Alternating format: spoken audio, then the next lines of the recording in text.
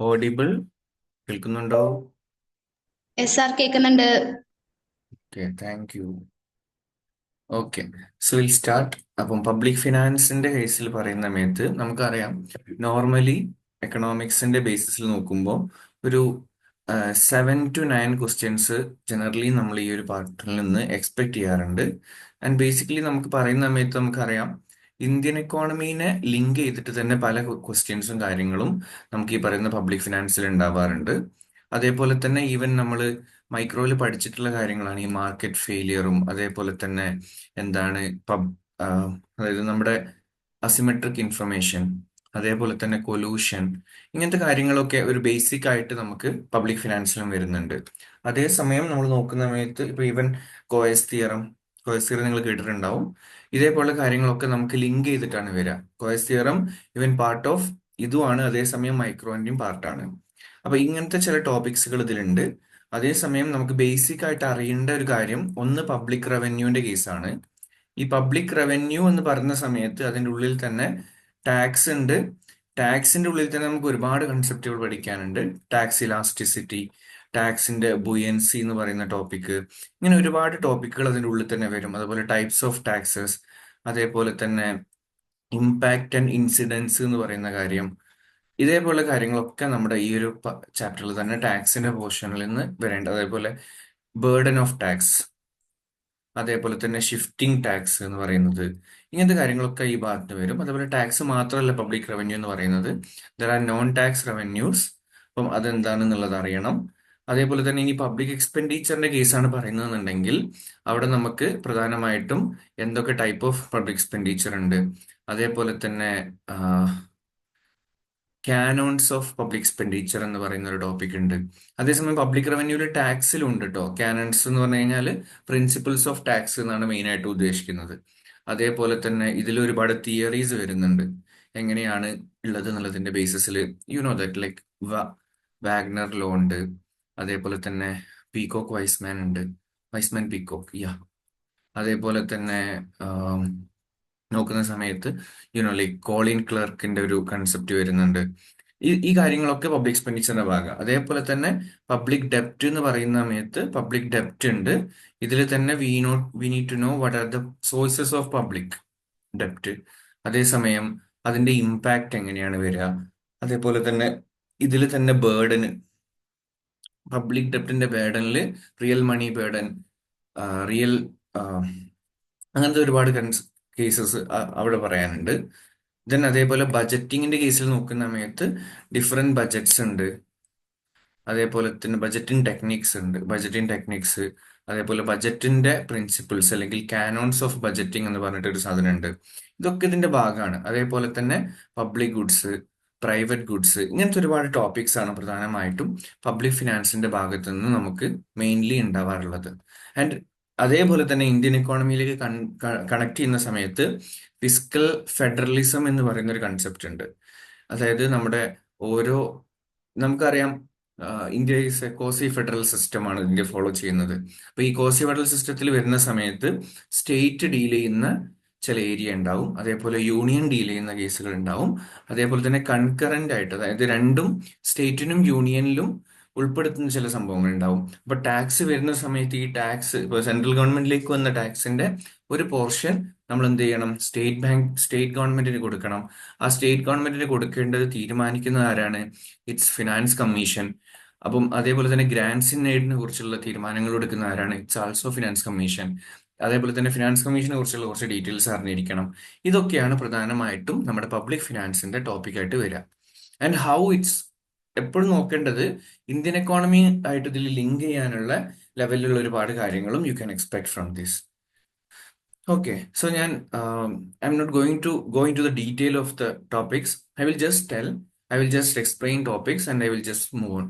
Because നമുക്ക് നോക്കുന്ന സമയത്ത് it's actually completely factual base ചെയ്തിട്ടുള്ള സെഷൻ ആണ്. അപ്പൊ നമുക്ക് ഒരുപാട് കൊണ്ടുപോവാൻ നീട്ടിപ്പരത്തി പറയാന്നുള്ളതിൽ വലിയ കാര്യം ഉണ്ടാവില്ല. പക്ഷെ നിങ്ങളിത് യഥാർത്ഥത്തിൽ നമ്മുടെ വീഡിയോയും കാര്യങ്ങളൊക്കെ നോക്കി കഴിഞ്ഞാൽ തന്നെ ഏകദേശം എല്ലാ ഭാഗം ക്ലിയർ ആവും. ബട്ട് എന്തൊക്കെ ഭാഗത്താണ് സ്ട്രെസ് ചെയ്യേണ്ടത് എന്നുള്ളതാണ് പ്രധാനമായിട്ടും ക്ലാസ്സിൽ പറയാൻ പോകുന്നത്. പബ്ലിക് ഫിനാൻസ് എന്ന് പറയുന്ന സമയത്ത് first U should know what is public finance. അതേസമയം പ്രൈവറ്റ് ഫിനാൻസും തമ്മിൽ ഡിഫറൻസും അറിഞ്ഞിരിക്കണം. സോ പ്രൈവറ്റ് ഫിനാൻസ് എന്ന് പറഞ്ഞ ഒരു ഇൻഡിവിജ്വലിന്റെ അല്ലെങ്കിൽ ഒരു പെർട്ടിക്കുലർ പ്രൈവറ്റ് എൻറ്റിറ്റിൻ്റെതാണ് പ്രൈവറ്റ് ഫിനാൻസ്. എന്നാൽ അതേസമയം ഒരുപാട് പ്രൈവറ്റ് എൻറ്റിറ്റീസ് കൂടിയതാണ് ഒരു കൺട്രി അല്ലെങ്കിൽ ഒരു ഒരു പെർട്ടിക്കുലർ എക്കോണമി എന്ന് പറയുന്നത്. അപ്പം അവരുടെ എല്ലാവരും കൂടി കൂടുന്ന സമയത്താണ് നമ്മളതിനെ പബ്ലിക് ഫിനാൻസ് എന്നുള്ള രീതിയിൽ വിളിക്കുക. ആൻഡ് പബ്ലിക് ഫിനാൻസിന്റെ ഒബ്ജക്റ്റീവ് എപ്പോഴും ഇൻഡിവിജ്വൽ വെൽഫെയർ മാക്സിമൈസ് ചെയ്യലായിരിക്കും. പ്രൈവറ്റ് ഫിനാൻസിന്റെ എപ്പോഴും ഓരോ ഇൻഡിവിജ്വലിന്റെയും യൂട്ടിലിറ്റി അല്ലെങ്കിൽ അവരുടെ ഇൻഡിവിജ്വൽ വെൽഫെയർ ഫോക്കസ് ചെയ്യാനായിരിക്കും പ്രൈവറ്റ് ഫിനാൻസ് കൂടുതൽ നോക്കുക. പക്ഷേ നമ്മളിവിടെ ശ്രദ്ധിക്കേണ്ട പബ്ലിക് ഫിനാൻസ് ആവുന്ന സമയത്ത് it's about the community welfare. ഈ രണ്ട് കാര്യങ്ങൾ അറിഞ്ഞിരിക്കുക. Then we have types of goods. അതിലാണ് പബ്ലിക് ഗുഡ്സും പ്രൈവറ്റ് ഗുഡ്സും മെറിറ്റ് ഗുഡ്സും ഡിമെറിറ്റ് ഗുഡും ലോക്കൽ പബ്ലിക് ഗുഡും ക്ലബ് ഗുഡ്സും അതേപോലെ കോമൺ പൂൾ ഗുഡ്സും വരുന്നത്. പബ്ലിക് ഗുഡ്സ്, ഈ വേർഡ് എപ്പോഴും ഓർത്തിരിക്കണം, നോൺ എക്സ്ക്ലൂഡബിളും നോൺ റൈവലറിയും ആണ്. അപ്പൊ നിങ്ങൾ എന്താണ് നോൺ എക്സ്ക്ലൂഡബിലിറ്റി, എന്താണ് എക്സ്ക്ലൂഡബിലിറ്റി എന്നുള്ളതൊക്കെ അറിയണം. നോൺ എക്സ്ക്ലൂഡബിൾ എന്ന് പറഞ്ഞു കഴിഞ്ഞാല് നമുക്ക് മറ്റൊരാളെ അത് ഉപയോഗിക്കുന്നതിൽ നിന്ന് എക്സ്ക്ലൂഡ് ചെയ്യാൻ പറ്റില്ല എന്നുള്ളതാണ്. പബ്ലിക് ഗുഡ് എന്ന് പറഞ്ഞു കഴിഞ്ഞാൽ അത് നോൺ എക്സ്ക്ലൂഡബിൾ ആണ്. ദ നോൺ റൈവൽറസ് എന്ന് പറഞ്ഞു കഴിഞ്ഞാൽ പ്രധാനമായിട്ടും ഒരാൾ ഉപയോഗിച്ചു എന്നുള്ളത് കൊണ്ട് അതിന്റെ അളവിൽ കുറവ് വരുന്നില്ല എന്നുള്ളതാണ് നോൺ റൈവലറി ഉദ്ദേശിക്കുന്നത്. പക്ഷെ നമ്മൾ ഉദ്ദേശിക്കുന്നത് ഇപ്പം പ്രൈവറ്റ് ആണെങ്കിൽ നമ്മൾ അടുത്തതിലേക്ക് പോകുന്ന സമയത്ത് we have private goods. Private ഗുഡ്സിൽ പറയുന്ന പ്രധാനപ്പെട്ട ഒരു കാര്യം എന്താണ്? എക്സ്ക്ലൂഡബിളും ആണ്, റൈവലും ആണ്. അതേപോലെ ഒരു കാര്യം ശ്രദ്ധിക്കണം, പബ്ലിക് ഗുഡ്സിന്റെ ഫീച്ചേഴ്സിൽ നോക്കുന്ന സമയത്ത് ഇതാണ് ഏറ്റവും പ്രധാനപ്പെട്ട പ്രശ്നം. ഫ്രീ റൈഡിങ് എന്ന് പറയുന്ന ഒരു പ്രോബ്ലം എവിടെയുണ്ട്? പബ്ലിക് ഗുഡ്സിന്റെ കേസിലുണ്ട്. ബിക്കോസ് അവിടെ നോക്കേണ്ട കാര്യം, നമുക്ക് ഫ്രീ ആയിട്ട് ഒരു സാധനം കിട്ടുമ്പോൾ ആ റിസോഴ്സസ് കറക്റ്റ് ആയിട്ട് യൂട്ടിലൈസ് ചെയ്യാതെ അത് നമ്മൾ വെറുതെ നഷ്ടപ്പെടുത്തുന്ന രീതിയിലേക്ക് വരാറുണ്ട്. അതാണ് പബ്ലിക് ഗുഡ്സിൽ പറയുന്ന ഒരു ഫീച്ചർ ആയിട്ടുള്ള ഫ്രീ റൈഡിങ് ഉദ്ദേശിക്കുന്നത്.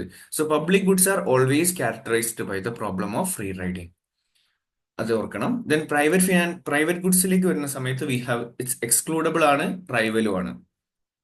ദെൻ നമുക്ക് അതിന്റെ ഫീച്ചേഴ്സിൽ നോക്കുന്ന സമയത്ത് എക്സ്ക്ലൂഡബിൾ, റൈവലറി ജസ്റ്റ് വായിച്ചാൽ മതി, ഇതിൽ വലിയ കാര്യങ്ങളൊന്നുമില്ല. മെറിറ്റ് ഗുഡ്സ് എന്ന് പറഞ്ഞു കഴിഞ്ഞാൽ പോസിറ്റീവ് എക്സ്റ്റേണാലിറ്റി ക്രിയേറ്റ് ചെയ്യുന്ന ടൈപ്പാണ്. അപ്പൊ മെറിറ്റ് ഗുഡ്സിന്റെ ഐഡിയ ആദ്യമായിട്ട് പബ്ലിക് ഫിനാൻസ് തന്നിട്ടുള്ളത് മസ്ഗ്രേവ് ആണ്. ഇപ്പം എഡ്യൂക്കേഷൻ പോലുള്ള കാര്യങ്ങളൊക്കെയാണ് മെറിറ്റ് ഗുഡ്സിന്റെ പ്രധാനപ്പെട്ട കാര്യങ്ങളായിട്ട് പറയുന്നത്. ഡീമെറിറ്റ് ഗുഡ്സ് എന്ന് പറഞ്ഞു കഴിഞ്ഞാൽ എപ്പോഴും എന്താണ്? നെഗറ്റീവ് എക്സ്റ്റേണാലിറ്റി തരുന്ന കമ്മോഡിറ്റീസ് ആണ്. അതിലാണ് ആൽക്കഹോളും ടൊബാക്കോയും ഒക്കെ വരിക. ദെൻ ലോക്കൽ പബ്ലിക് ഗുഡ്സ്, അപ്പൊ പബ്ലിക് ഗുഡ്സിന്റെ തന്നെ മറ്റൊരു കൺസെപ്റ്റ് ആയിട്ട് ടൈബോട്ട് പറഞ്ഞിട്ടുള്ള ഒരു കൺസെപ്റ്റ് ആണ് ലോക്കൽ പബ്ലിക് ഗുഡ് എന്ന് പറയുന്നത്. ഈ ലോക്കൽ പബ്ലിക് ഗുഡിന്റെ പ്രത്യേകത എന്ന് പറയുന്നത്, ഇപ്പൊ നമുക്കറിയാം പബ്ലിക് ഗുഡ് എന്ന് പറയുന്ന സമയത്ത് ഇപ്പോ ഇപ്പൊ നിങ്ങൾ കേരളത്തിലാണുള്ളതെന്ന് വെച്ചാൽ കർണാടകയിലുള്ള ഒരു പബ്ലിക് ഗുഡ് നിങ്ങൾക്ക് യൂസ് ചെയ്യാൻ പറ്റില്ല. പക്ഷെ അതേ സമയത്ത് ആ ഒരു പെർട്ടിക്കുലർ ഏരിയയിൽ മാത്രം യൂസ് ചെയ്യുന്ന ടൈപ്പ് പബ്ലിക് ഗുഡ്സ് ഉണ്ടാവും. അപ്പൊ ഒരു കമ്മ്യൂണിറ്റീന്റെ ഉള്ളിലുള്ള പബ്ലിക് ഗുഡ്സ്, അതായത് പബ്ലിക് സ്കൂളുകൾ, ബീച്ചസ്, പാർക്ക്, ഇതൊക്കെ നമ്മൾ ലോക്കൽ പബ്ലിക് ഗുഡ്സ് ആയിട്ടാണ് പൊതുവെ കാറ്റഗറൈസ് ചെയ്യാറുള്ളത്. സോ ചാൾസ് ടൈബോട്ട് ആണ് ഈ ഒരു കൺസെപ്റ്റ് തന്നിട്ടുള്ളത്. ദെൻ ക്ലബ് ഗുഡ്സ് എന്ന് പറയുന്നത് നമ്മുടെ ഈ പബ്ലിക് ഗുഡത്തിന്റെ മറ്റൊരു ടൈപ്പാണ് പറയാറുള്ളത്. പക്ഷെ അവിടെ ഒരു പ്രത്യേകത എന്ന് പറയുന്നത്, പബ്ലിക് ഗുഡ് എന്ന് പറയുന്ന സമയത്ത് അത് നോൺ എക്സ്ക്ലൂഡബിൾ ആണ്. ഇപ്പൊ നമ്മളൊരു ക്ലബിൽ മെമ്പർഷിപ്പ് ഉണ്ടെങ്കിൽ എനിക്ക് അതിൽ ആക്സസിബിലിറ്റി ഉണ്ടായിരിക്കും. സോ നോർമലി എന്താണ്, അതേസമയം അതിൽ മെമ്പർഷിപ്പ് ഇല്ലാത്ത ആളെ എക്സ്ക്ലൂഡ് ചെയ്യാനും പറ്റും. Which means this is excludable. അതേസമയം ഒരാൾ യൂസ് ചെയ്തെന്ന് വിചാരിച്ചിട്ട് മറ്റൊരാൾക്ക് അത് യൂസ് ചെയ്യാൻ അളവിൽ കുറവ് വരുന്നില്ല എന്നുള്ളതാണ്. സോ നോൺ റൈവൽ ആണ്, ബട്ട് എക്സ്ക്ലൂഡബിൾ ആണ്. ദെൻ കോമൺ പൂൾ റിസോഴ്സസ് വരുന്നുണ്ട്. കോമൺ പൂൾ എന്ന് പറഞ്ഞു കഴിഞ്ഞാൽ പ്രധാനമായിട്ട് ഉദ്ദേശിക്കുന്നത് ഒറ്റൊരു കാര്യമേ ഉള്ളൂ, ഇതിന് നേരെ ഓപ്പോസിറ്റ് ആണ്. ഇറ്റ്സ് ആക്ച്വലി റൈവൽ ആണ്, അതേസമയം നോൺ എക്സ്ക്ലൂഡബിൾ ആണ്. അതിന്റെ ഏറ്റവും വലിയ എക്സാമ്പിൾ ആണ് ഈ ഫിഷ്. ഇപ്പൊ നമ്മൾ ഒരു ലേക്കിൽ പോയി ഫിഷ് എടുക്കുക എന്ന് പറയുന്നത് എല്ലാവർക്കും ലൈക്ക് ആരും തടയാൻ പറ്റുന്ന ഒരു കാര്യമല്ല. പക്ഷെ അതേസമയം എന്താണ്? It's rival. ഒരാൾ എടുത്തു കഴിഞ്ഞാൽ മറ്റേ ആൾക്ക് കിട്ടാവുന്നതിന്റെ അളവ് കുറയുന്നുണ്ട്. So it's actually a rival one. അപ്പൊ അതില് പ്രധാനമായിട്ടും ഓർക്കേണ്ട സാധനം, പബ്ലിക് ഗുഡ്സ് നോൺ എക്സ്ക്ലൂഡബിൾ ആണ്, അതേസമയം നോൺ റൈവലറും ആണ്. അതേസമയം നമ്മൾ പ്രൈവറ്റ് ഗുഡ് ആണെങ്കിൽ അത് എക്സ്ക്ലൂഡബിൾ ആണ്, അതേസമയം റൈവലും ആണ്. ദെൻ ക്ലബ് ഗുഡ് ആവുന്ന സമയത്ത് അവിടെ നിങ്ങൾ ശ്രദ്ധിക്കേണ്ട ഒരു കാര്യം, എക്സ്ക്ലൂഡബിൾ ആണ് പക്ഷെ നോൺ റൈവലറി ആണ്. ദെൻ കോമൺ സോഴ്സസിൽ നോക്കുന്ന സമയത്ത് ഇറ്റ്സ് ആക്ച്വലി നോൺ എക്സ്ക്ലൂഡബിൾ ആണ്, അതേസമയം റൈവലാണ്. ഈ ഒരു ഐഡിയ ഉണ്ടാക്കി വെക്കുക. Then asymmetric information we already discussed about this in micro economics. പക്ഷെ നിങ്ങൾ അറിഞ്ഞിരിക്കേണ്ടത്, ഒരു പാർട്ടിക്ക് കൂടുതൽ ഇൻഫർമേഷനും മറ്റേ പാർട്ടിക്ക് കുറച്ച് ഇൻഫർമേഷൻ ഉള്ളതിനെയാണ് അസിമെട്രിക് ഇൻഫർമേഷൻ എന്ന് വിളിക്കുക. അതിന്റെ ഒരു ക്ലാസിക് എക്സാമ്പിൾ ആണ് ലെമൺസ് പ്രോബ്ലം.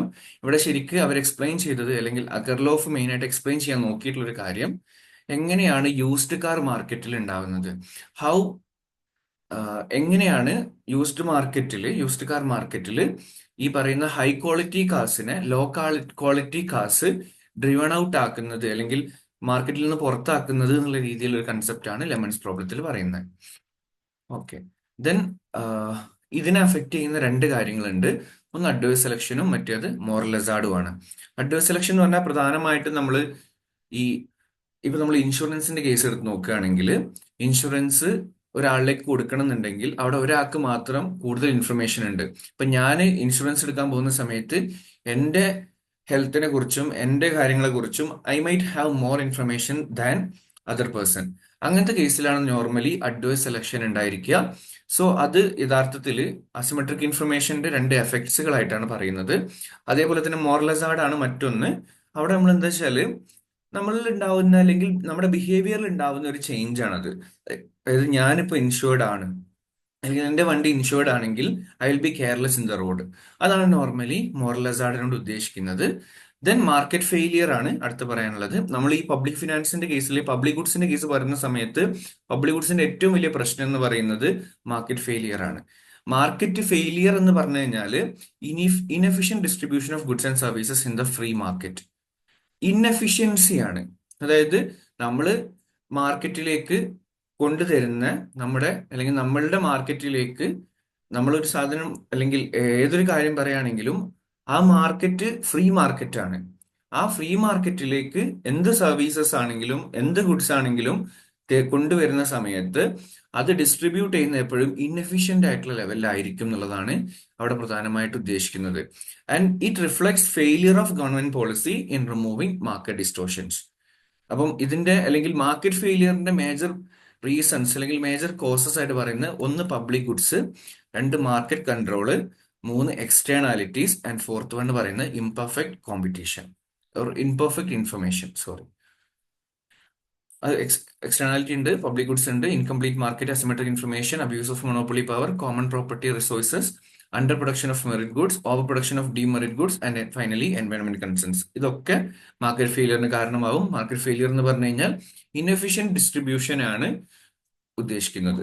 ദെൻ എക്സ്റ്റേണാലിറ്റിയിൽ എക്സ്റ്റേണാലിറ്റി എന്ന് പറഞ്ഞു കഴിഞ്ഞാൽ either it can B positive or negative.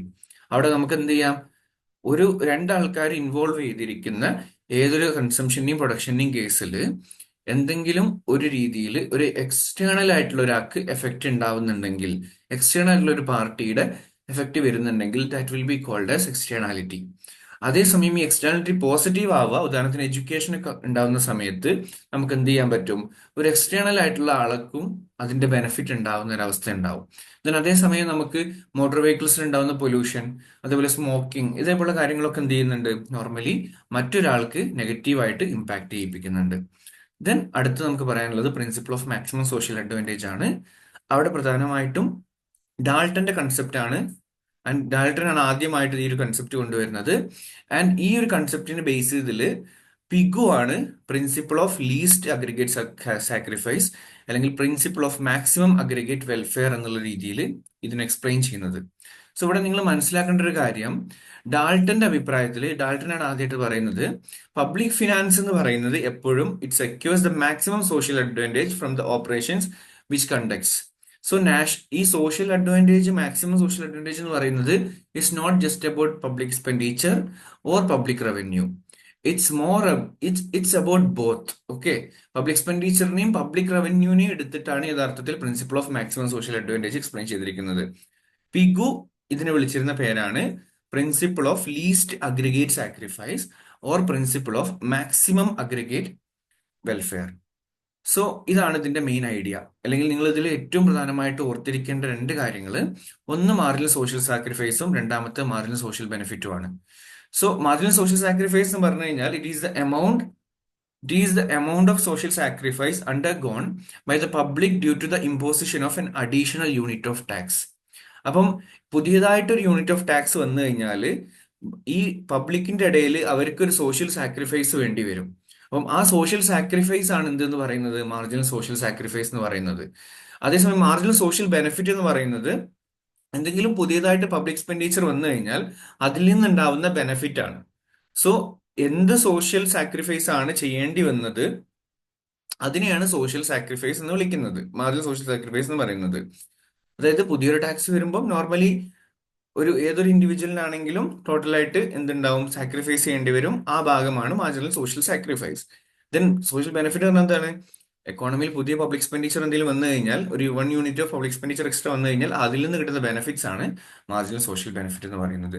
ഇത് രണ്ടിനെയും ബേസ് ചെയ്തിട്ടാണ് നമ്മൾ എന്ത് ചെയ്യുന്നത്, നോർമലി നമ്മുടെ സോഷ്യൽ വെൽഫെയർ ഉണ്ടോ ഒരു രാജ്യത്ത് എന്നുള്ളത് കണക്കാക്കുന്നത്. So there is A point between marginal social sacrifice and marginal social benefit. ഇത് ഇന്ററാക്ട് ചെയ്യുന്ന പോയിന്റിലാണ് ആക്ച്വലി നമുക്ക് എന്തെന്ന് പറയാൻ പറ്റുക, കറക്റ്റ് ആയിട്ട് സോഷ്യൽ വെൽഫെയർ ഏറ്റവും കൂടുതൽ ഉള്ളത്. അല്ലെങ്കിൽ നമുക്ക് പറയാം അതാണ് നമ്മുടെ ലീസ്റ്റ് അഗ്രിഗേറ്റ് സാക്രിഫൈസ്, അല്ലെങ്കിൽ നമുക്ക് പറയാം മാക്സിമം അഗ്രിഗേറ്റ് വെൽഫെയർ എന്ന് പറയാം.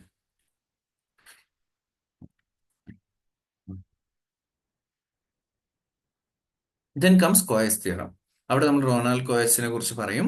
ആൻഡ് ഇവിടെ നമ്മൾ കോയസിൽ പ്രധാനമായിട്ടും പറയുന്നത് പ്രധാനമായിട്ടും there are some conditions.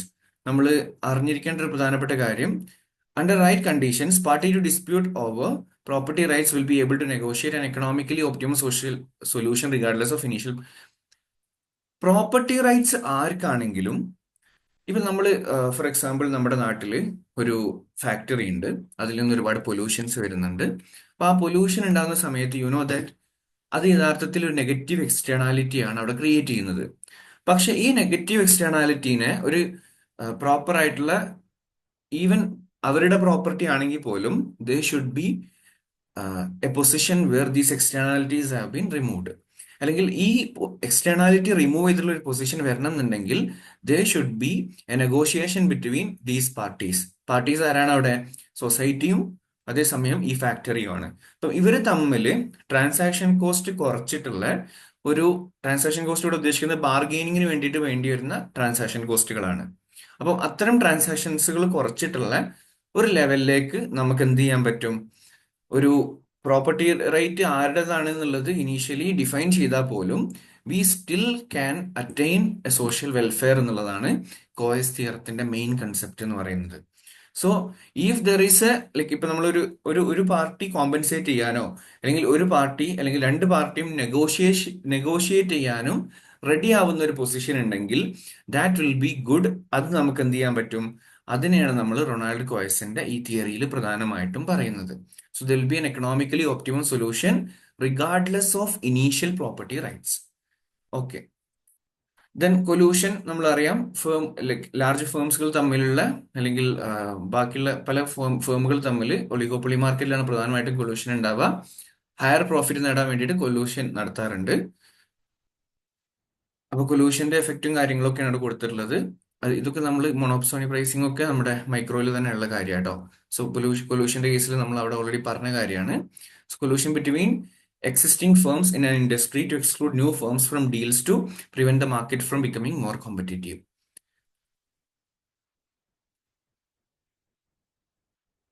Types of collusion, formal collusion ഉണ്ട്, tacit collusion ഉണ്ട്. ഇപ്പൊ നമ്മൾ ഒപെക് പോലുള്ളതൊക്കെ നമ്മുടെ ഫോർമൽ കൊലൂഷൻ ആയിട്ടാണ് പറയാ. ടെസിറ്റ് എന്ന് പറഞ്ഞു കഴിഞ്ഞാൽ നോർമലി എന്താണ്, when firms make informal agreement, അതായത് ആക്ച്വലി റൈവൽസ് തമ്മിൽ ഒരു ഇൻഫോർമൽ എഗ്രിമെന്റ് നടത്തുന്നതിനാണ് ടെസിറ്റ് എന്ന് പറയാം. അതേസമയം ഫോമൽ എന്ന് പറയുന്ന സമയത്ത് there will be an official agreement or formal agreement between parties, between different firms. Then price leadership എന്ന് പറയുന്നതും നമ്മുടെ ഈ പറയുന്ന കൊളൂഷന്റെ ഭാഗമായിട്ട് തന്നെ നമ്മൾ പറയുന്ന ഒരു കാര്യമാണ് പ്രൈസ് ലീഡർഷിപ്പ്. ഒരു ഫേം ഉണ്ടെങ്കിൽ, ഇപ്പൊ ജിയോനെ നിങ്ങൾ ചിന്തിച്ചാൽ മാത്രം മതി. ജിയോ നോർമലി പെട്ടെന്ന് വന്നിട്ട് ചെയ്തിരുന്നത്, ഇപ്പൊ യഥാർത്ഥത്തിൽ ഇന്ത്യയുടെ ടെലികോം ഇൻഡസ്ട്രിയിൽ വളരെയധികം വലിയൊരു ബൂം ഉണ്ടാക്കിയിട്ടുണ്ട് ജിയോ. ആ ജിയോ അങ്ങനെ ചെയ്തുകൊണ്ട് തന്നെ ഇപ്പൊ കറന്റ്ലി നോക്കി കഴിഞ്ഞാൽ ജിയോന്റെ ഉണ്ടാവുന്ന ചേഞ്ചസ് ആണ് ബാക്കിയുള്ളവർ ഫോളോ ചെയ്യുന്നത്. സോ അത്തരത്തിലുള്ള പ്രൈസ് ലീഡർഷിപ്പും നമ്മൾ ഇവിടെ ഡിസ്കസ് ചെയ്തിട്ടുണ്ട്, മൈക്രോ ഡിസ്കസ് ചെയ്തിട്ടുണ്ട്. We have different type, like barometric പോലെയുള്ള പ്രൈസ് ലീഡർഷിപ്പ്, ഡൊമിനന്റ് ഫേം, ഇങ്ങനത്തെ ഒരുപാട് പ്രൈസ് ലീഡർഷിപ്പിന്റെ ഡിഫറെന്റ് ടൈപ്സ് നമ്മൾ പഠിച്ചിട്ടുണ്ട്. ആ കാര്യങ്ങളും കൂടി ഇതിൽ ഇൻകോർപ്പറേറ്റ് ചെയ്താൽ മതി. Okay. Then problems of collusion. അപ്പം കൊലൂഷൻ എപ്പോഴും കൺസ്യൂമേഴ്സിനും അതേപോലെ തന്നെ എക്കണോമിക് വെൽഫെയറിനും പ്രശ്നമായിട്ടാണ് കാണാറുള്ളത്. ബിക്കോസ് പൊല്യൂഷൻ വന്നു കഴിഞ്ഞാൽ അവിടെ ഫേംസ് തമ്മിലുള്ള ഒരു എഗ്രിമെന്റ് ഉണ്ടായതുകൊണ്ട് തന്നെ it will be not like connected with the social welfare, അല്ലെങ്കിൽ it will not link with any social welfare. അപ്പം അതുകൊണ്ട് തന്നെ കൺസ്യൂമർ ഉണ്ടാവും, കൂടുതൽ പ്രൈസ് കൊടുക്കേണ്ടി വരും. അതുപോലെ മാർക്കറ്റിൽ ഒരുപാട് അത്തരത്തിലുള്ള പ്രശ്നങ്ങൾ ഉണ്ടാവും. So these can be happen due to the collusion. So easy profit ആയിരിക്കും ഫേംസിന് ഉണ്ടാവുക. അതേസമയം they will be lazy and avoid innovation and efforts to increase productivity. So the productivity will decrease once there is pollution എന്നുള്ളതാണ് മറ്റൊരു idea പറയുന്നത്. Because they know that they don't have any other rivals. So അപ്പൊ നമുക്ക് എന്ത് ചെയ്യും, കൂടുതലായിട്ട് ഇന്നോവേഷനോ കൂടുതൽ റിസർച്ചോ കാര്യങ്ങളൊന്നും ആ ഏരിയയിൽ നടക്കില്ല. So basically industry gets the disadvantage of monopoly but none of the advantages. അതാണ് ഇതിന്റെ മെയിൻ പ്രശ്നം. പൊല്യൂഷൻ വന്നു കഴിഞ്ഞാൽ ഇൻഡസ്ട്രി എപ്പോഴും, ഇൻഡസ്ട്രിയിൽ എന്തുണ്ട്, there are some disadvantages of monopoly. ആ ഡിസഡ്വാൻറ്റേജസ് ഓഫ് മൊണോപ്പൊളി വരികയും അതേസമയം ഒരു തരത്തിലുള്ള അഡ്വാൻറ്റേജ് ഇല്ലാത്ത രീതിയിലേക്ക് പോകുന്ന ഒരു കേസ് ഉണ്ടാവാറുണ്ട്. ഓക്കെ. അതേസമയം ജസ്റ്റിഫിക്കേഷൻ ആയിട്ട് പറയുന്നത് ഇവിടെ കൊടുത്തിട്ടുണ്ട്, in terms of unprofitable business condition. ഇപ്പം ചില ഇൻഡസ്ട്രീസ്, ഇൻഡസ്ട്രി എന്ന് പറഞ്ഞാൽ ഡിഫറെന്റ് ഫേംസുകൾ ഉള്ളതാണ്. സോ ഡെഫിനറ്റ്ലി എന്താണ്, ഒരു വലിയൊരു ഇൻഡസ്ട്രീന്റെ കേസിൽ പറയുന്ന സമയത്ത് ആ ഇൻഡസ്ട്രി അൺപ്രോഫിറ്റബിൾ ആണ്, അല്ലെങ്കിൽ പ്രോഫിറ്റബിൾ അല്ലാത്തൊരു കേസിലൂടെ നോൺ പ്രോഫിറ്റബിൾ ആണെന്നുള്ളൊരു കേസിൽ പോകുന്നുണ്ടെങ്കിൽ അവിടുന്ന് ഫേമിനെ രക്ഷിക്കാൻ ഇത്തരത്തിലുള്ള കാര്യങ്ങൾ കൊണ്ട് സാധിക്കും. ബിക്കോസ് നമ്മൾ മെർജർ കേട്ടിട്ടുണ്ടാവും, അല്ലെങ്കിൽ കമ്പനീസ് തമ്മിൽ മെർജ് ചെയ്യുന്ന കേസ് പറയാറുണ്ട്. ഒരു കമ്പനി അല്ലെങ്കിൽ എന്തെങ്കിലും പ്രശ്നങ്ങൾ വരുന്ന സമയത്ത് ആ കമ്പനീനെ ഏറ്റെടുക്കുക, അല്ലെങ്കിൽ അതിനെ മറ്റൊരു കമ്പനിയായിട്ട് മെർജ് ചെയ്യുക എന്ന് പറയുന്ന കണ്ടീഷനൊക്കെ യഥാർത്ഥത്തിൽ അതേപോലെ തന്നെ ഒരു ബെനിഫിറ്റ് പൊല്യൂഷന്റെ ഭാഗമായിട്ടും ഉണ്ടാവും. ഓക്കെ. നെക്സ്റ്റ് പറയാനുള്ളത് പബ്ലിക് ബജറ്റ് ആണ്.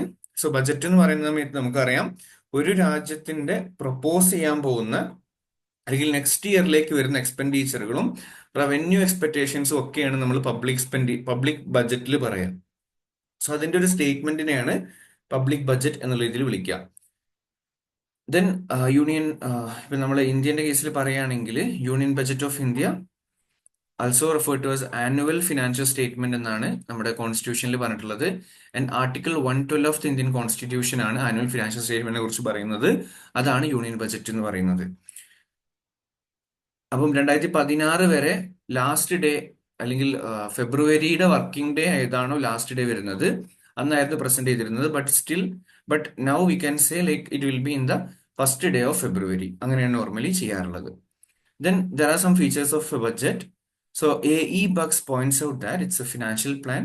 But there are some features for a budget. ഒന്ന് കോംപ്രഹെൻസീവ് ആയിരിക്കണം. അതേസമയം രണ്ടാമത്തെ ഇക്വിലിബ്രിയം ഓർ ബാലൻസ് ഉണ്ടായിരിക്കണം.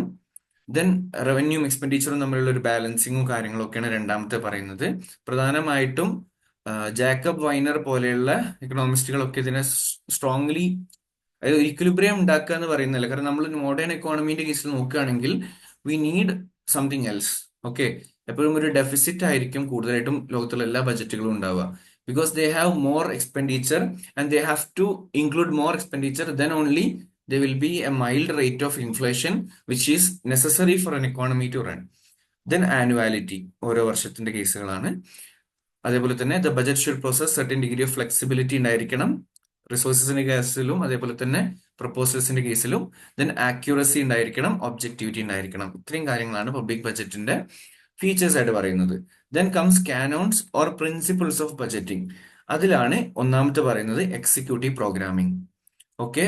അതേസമയം രണ്ടാമത്തെ പറയുന്നത് executive responsibility, 3 reporting, 4 flexibility in budgeting, 5 adequate tools, then multiple procedure, then executive directions, then active corporation.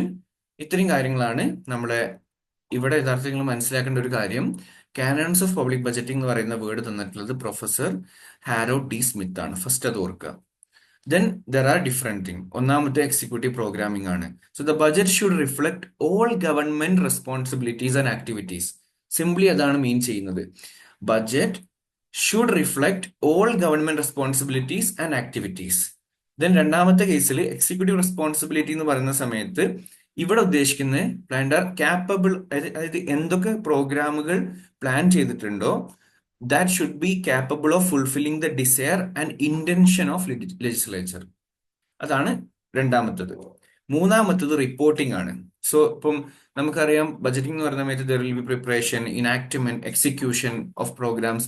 ഇതെല്ലാം ഒതന്റിക് ആയിട്ടുള്ള ഡാറ്റയും ഇൻഫർമേഷൻസും ഗ്യാദർ ചെയ്തുകൊണ്ട് അത് ഗവൺമെന്റിന് വേരിയസ് ആയിട്ടുള്ള എന്തുണ്ട് അഡ്മിനിസ്ട്രേറ്റീവ് യൂണിറ്റ്സും ഓഫീസുകളും ഒക്കെ ഉണ്ട്. സോ ഇതിന്റെ കറക്റ്റ് ആയിട്ടുള്ള ഒതന്റിക് ഡാറ്റ ഉപയോഗിച്ചിട്ടായിരിക്കണം നമ്മളത് ചെയ്യേണ്ടത്. Then flexibility in budgeting. So socio economic കണ്ടീഷൻസിനനുസരിച്ച് പോളിസീസിന്റെ കേസിൽ നമുക്ക് ഒരുപാട് ഫ്ലെക്സിബിലിറ്റി ആവശ്യമായിരിക്കും. ദെൻ ആഡിക്വേറ്റ് ടൂൾസ് എന്ന് പറഞ്ഞു കഴിഞ്ഞാൽ സഫീഷ്യന്റ് ആയിട്ടുള്ളതും അതുപോലെ ആഡിക്വേറ്റ് ആയിട്ടുള്ളതുമായിട്ടുള്ള അഡ്മിനിസ്ട്രേറ്റീവ് ടൂൾസ് കറക്റ്റ് ആയിട്ട് ബജറ്റിൽ റെസ്പോൺസിബിലിറ്റി ഏറ്റെടുത്തിരിക്കണം. പിന്നെ അതേപോലെ മൾട്ടിപ്പിൾ പ്രൊസീജിയേഴ്സ് ആണ്. മൾട്ടിപ്പിൾ പ്രൊസീജിയേഴ്സിന്റെ കേസിൽ മൾട്ടിപ്പിൾ പ്രൊസീജിയേഴ്സിന്റെ കേസിൽ പറഞ്ഞ സമയത്ത് നമുക്കറിയാം ഒരേ ഒരു പ്രോഗ്രാം ആണെങ്കിൽ പോലും there will be different procedures. അതിനെല്ലാം ലിങ്ക് ചെയ്തുകൊണ്ടുള്ള ഒരു പ്രോഗ്രാം ആയിരിക്കണം എപ്പോഴും ബജറ്റിൽ ഉണ്ടാവേണ്ടത്. So there will B multiple procedures. Then executive direction ആണ് അടുത്ത് പറയുന്നത്. എക്സിക്യൂട്ടീവ് ഡയറക്ഷനിൽ പറയുന്നത് like all possible details of each project should be spelled out in the budget document. So എന്തൊക്കെ പ്രൊജക്ട് നടത്താൻ തീരുമാനിച്ചിട്ടുണ്ടോ ബജറ്റില് അതിന്റെ എല്ലാം ക്ലിയർ ആയിട്ടുള്ള ഇൻഫർമേഷൻ എന്തിലുണ്ടായിരിക്കണം, കറക്റ്റ് ആയിട്ടുള്ള എക്സിക്യൂഷന്റെയും എല്ലാ കാര്യങ്ങൾ ഈ പറയുന്ന ബജറ്റിൽ ഉൾപ്പെടുത്തിയിരിക്കണം. Then active cooperation. ഈ കോപ്പറേഷൻ ഉദ്ദേശിക്കുന്നത് നമുക്കറിയാം മിനിസ്ട്രീസും മിനിസ്ട്രിന്റെ കീഴിൽ വരുന്ന ഡിപ്പാർട്ട്മെന്റ്സും അതേപോലെ തന്നെ ഫിനാൻസ് ഡിപ്പാർട്ട്മെന്റും ഇങ്ങനെ ഒരുപാട് ഡിപ്പാർട്ട്മെന്റ്സ് ഉണ്ട്. ഇതിന്റെ എല്ലാം ഡിവിഷൻസും സബ് ഡിവിഷൻസും ഒക്കെ തമ്മിൽ ഒരു ആക്റ്റീവ് കോപ്പറേഷൻ ഉണ്ടായിരിക്കുക എന്നുള്ളതാണ് അടുത്തത്. Then there are different types of budgeting. ഒന്നാമത് ലെജിസ്ലേറ്റീവ് ആൻഡ് എക്സിക്യൂട്ടീവ് ബജറ്റ് ആണ്. എക്സിക്യൂട്ടീവ് ബജറ്റ് എന്ന് പറഞ്ഞു കഴിഞ്ഞാൽ ചീഫ് എക്സിക്യൂട്ടീവ് ആരാണോ അവരാണ് നോർമൽ. ചീഫ് എക്സിക്യൂട്ടീവ് എന്ന് പറയുന്ന സമയത്ത് ഇന്ത്യന്റെ കേസിൽ ആരാണ്? It's actually minister of finance ആണ് എപ്പോഴും ഉണ്ടാവുക കേട്ടോ, മിനിസ്റ്റർ ഓഫ് ഫിനാൻസ്. ദെൻ അതേസമയം like executive with the help of the budget department or bureau. Legislative budget എന്ന് പറഞ്ഞു കഴിഞ്ഞാൽ പ്രധാനമായിട്ടും ലെജിസ്ലേറ്റീവ് കമ്മിറ്റിയാണ്. അപ്പോൾ ആരാണ് പ്രിപ്പയർ ചെയ്യുന്ന അടിസ്ഥാനത്തിലാണ് നമ്മൾ എന്ത് ചെയ്തിട്ടുള്ളത് ലെജിസ്ലേറ്റീവ് എന്നും എക്സിക്യൂട്ടീവ് ആക്കിയിട്ടുള്ളത്. സോ ചീഫ് എക്സിക്യൂട്ടീവും അതേപോലെ ബജറ്റ് ഡിപ്പാർട്ട്മെന്റും നമ്മൾ ചെയ്യുമ്പോൾ അത് എക്സിക്യൂട്ടീവ് ബജറ്റ് ആവും. അതേസമയം ലെജിസ്ലേറ്റീവ് എന്ന് പറഞ്ഞാൽ ലെജിസ്ലേറ്റീവ് കമ്മിറ്റിയുടെ രീതിയിൽ അഡോപ്റ്റ് ചെയ്യുന്നതാണ്. Then conventional and cash budget. Conventional budget എന്ന് പറഞ്ഞു കഴിഞ്ഞാൽ actually set of accounts establish within the framework of those programs which are financed in a conventional manner. Cash budget എന്ന് പറയുന്നത് പ്രധാനമായിട്ടും എന്തൊക്കെ ഒമിറ്റ് ചെയ്യണം, എന്തൊക്കെ റെക്ടിഫൈ ചെയ്യണം എന്നുള്ളതിന്റെ ഒക്കെ കറക്റ്റ് ഉള്ള കൺവെൻഷണൽ ബജറ്റിന്റെ തന്നെ ഡിഫക്ട്സും കാര്യങ്ങളൊക്കെ റെക്ടിഫൈ ചെയ്യുന്ന രീതിയിലാണ് പ്രധാനമായിട്ടും ഉണ്ടാവുക. അതിന് നമ്മൾ വേണമെങ്കിൽ cash receipts from and payments to the public എന്നുള്ള രീതിയിലും നമ്മൾ കൺവെൻഷണൽ ക്യാഷ് ബജറ്റിനെ പറയാറുണ്ട്. Then comes multiple and unified budget. So multiple budget എന്ന് പറഞ്ഞു കഴിഞ്ഞാൽ ഒരേ ഇതിൽ തന്നെ എന്ത് ചെയ്യുന്നുണ്ടാവും, ഒന്നിൽ കൂടുതൽ ബജറ്റിംഗ് നടത്തുക, അല്ലെങ്കിൽ ഡിഫറെന്റ് ഡിപ്പാർട്ട്മെന്റ്സ് ഡിഫറെന്റ് മിനിസ്ട്രിക്കൊക്കെ വേണ്ടിയിട്ട് ഡിഫറെന്റ് ആയിട്ടുള്ള മൾട്ടിപ്പിൾ ആയിട്ടുള്ള ബജറ്റിംഗ് ഒരു വർഷം തന്നെ. അതേസമയം യൂണിഫൈഡ് എന്ന് പറയുമ്പോൾ one single one. And especially ഈ യൂണിഫൈഡ് ആയിട്ടുള്ള കാര്യങ്ങൾ ലൈക്ക് അല്ലെങ്കിൽ നിങ്ങൾ ഇവിടെ മനസ്സിലാക്കേണ്ട ഒരു കാര്യം, എപ്പോഴാണ് കൂടുതൽ മൾട്ടിപ്പിൾ വേണ്ടി വരാന്ന് ചോദിച്ചു കഴിഞ്ഞാൽ ഇപ്പം എന്തെങ്കിലും പീരീഡ്സ് ഓഫ് വാറോ അല്ലെങ്കിൽ ഡിപ്രഷനോ കാര്യങ്ങളൊക്കെ വരുന്ന സമയത്ത് ഗവൺമെന്റിന് സെപ്പറേറ്റ് ആയിട്ടുള്ള ബജറ്റുകൾ ഉണ്ടാക്കേണ്ടി വരും. അതാണ് നോർമലി മൾട്ടിപ്പിൾ എന്ന് പറയുന്നത്. സോ ഒന്നും ചെയ്യേണ്ടി വരും വാറുമായി ബന്ധപ്പെട്ടാണെങ്കിൽ, അല്ലെങ്കിൽ ഡിപ്രഷൻ അല്ലെങ്കിൽ എക്കോണമി ഡിപ്രഷനിൽ പോയിക്കൊണ്ടിരിക്കുകയാണ്, സ്വാഭാവികമായിട്ടും അവിടെ ഗവൺമെന്റ് രണ്ട് സെപ്പറേറ്റ് ആയിട്ടുള്ള ബജറ്റ്, ഒന്ന് ഡിഫൻസിന് വേണ്ടിയിട്ട് അല്ലെങ്കിൽ ഒന്ന് എക്കണോമിക് ഡിപ്രഷന് വേണ്ടിയിട്ട് സെപ്പറേറ്റ് ആയിട്ട് ബജറ്റ് ഉണ്ടാക്കേണ്ടി വരും. അതാണ് മൾട്ടിപ്പിൾ നോർമലി ഉണ്ടാവുക. നോർമലി നമ്മൾ യൂണിഫൈഡ് ആയിട്ടുള്ള ബജറ്റാണ് കൂടുതലും എക്കോണമിയിൽ ഉണ്ടാവാറുള്ളത്. Then revenue and capital budget ആണ് അടുത്ത് വരുന്നത്. അതായത് റവന്യൂ എക്സ്പെൻഡിച്ചറും റവന്യൂ റെസിപ്റ്റും ഉൾപ്പെടുത്തതാണ് റവന്യൂ ബജറ്റിംഗ്. ക്യാപിറ്റൽ എക്സ്പെൻഡിച്ചറും ക്യാപിറ്റൽ റെസിപ്റ്റും ഉൾപ്പെട്ടതാണ് ക്യാപിറ്റൽ ബജറ്റ് എന്ന് പറയുന്നത്. Then balanced and unbalanced. Balanced എന്ന് പറയുന്ന സമയത്ത് ഡെഫിസിറ്റ് ഇല്ല, അതേപോലെ സർപ്ലസും ഇല്ല, because expenditure and revenue will be equal. അതേസമയം അൺബാലൻസ്ഡ് എന്ന് പറയുന്ന സമയത്ത് രണ്ടെണ്ണം വരാം. ഒന്ന് നമുക്ക് ഡെഫിസിറ്റ് വരാം, അതേപോലെ തന്നെ sometimes we can have surplus budgeting also. അതായത് കൂടുതൽ റവന്യൂ വരുന്ന കേസിലുള്ള ബജറ്റിങ്ങും പോസിബിൾ ആണ്. ഓക്കെ,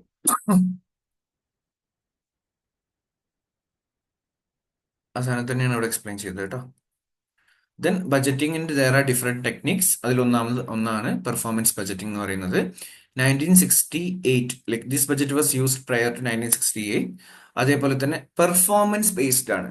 ഓക്കെ, പെർഫോമൻസ് ബജറ്റിംഗ് എന്ന് പറയുന്ന സമയത്ത് ഇവിടെ പ്രധാനമായിട്ട് അവർ ഫോക്കസ് ചെയ്യുക ഒന്ന് ഫൈനൽ ഔട്ട്കം ഓഫ് ദ ബജറ്റും, അതേപോലെ strategy adopted while implementing the budget, അതേപോലെ activities undertaken as a part of budget. So it will be like എപ്പോഴും നോക്കാറുള്ളത് പെർഫോമൻസിനെ ഡിപ്പെൻഡ് ചെയ്തിട്ടാണ്. ലാസ്റ്റ് ഇയറിലെ പെർഫോമൻസിനെ ഡിപ്പെൻഡ് ചെയ്തിട്ടാണ് ഇപ്രാവശ്യം എന്ത് ചെയ്യുക, ബജറ്റിംഗ് നടത്തുക. ഇപ്പൊ ഏതെങ്കിലും ഒരു മിനിസ്ട്രി കൂടുതലായിട്ട് ഇൻവോൾവ് ആയിട്ടുണ്ടെങ്കിൽ definitely their performance will be higher, so they will be getting more allocation of resources. So ആ രീതിയിലാണ് പെർഫോമൻസ് ബജറ്റിംഗ് ഉണ്ടാവുക. ദെൻ പ്രോഗ്രാം ബജറ്റിംഗ് എന്ന് പറഞ്ഞു കഴിഞ്ഞാൽ നമുക്ക് പ്രോഗ്രാം പ്ലാനിംഗ് എന്ന് വിളിക്കാറുണ്ട്.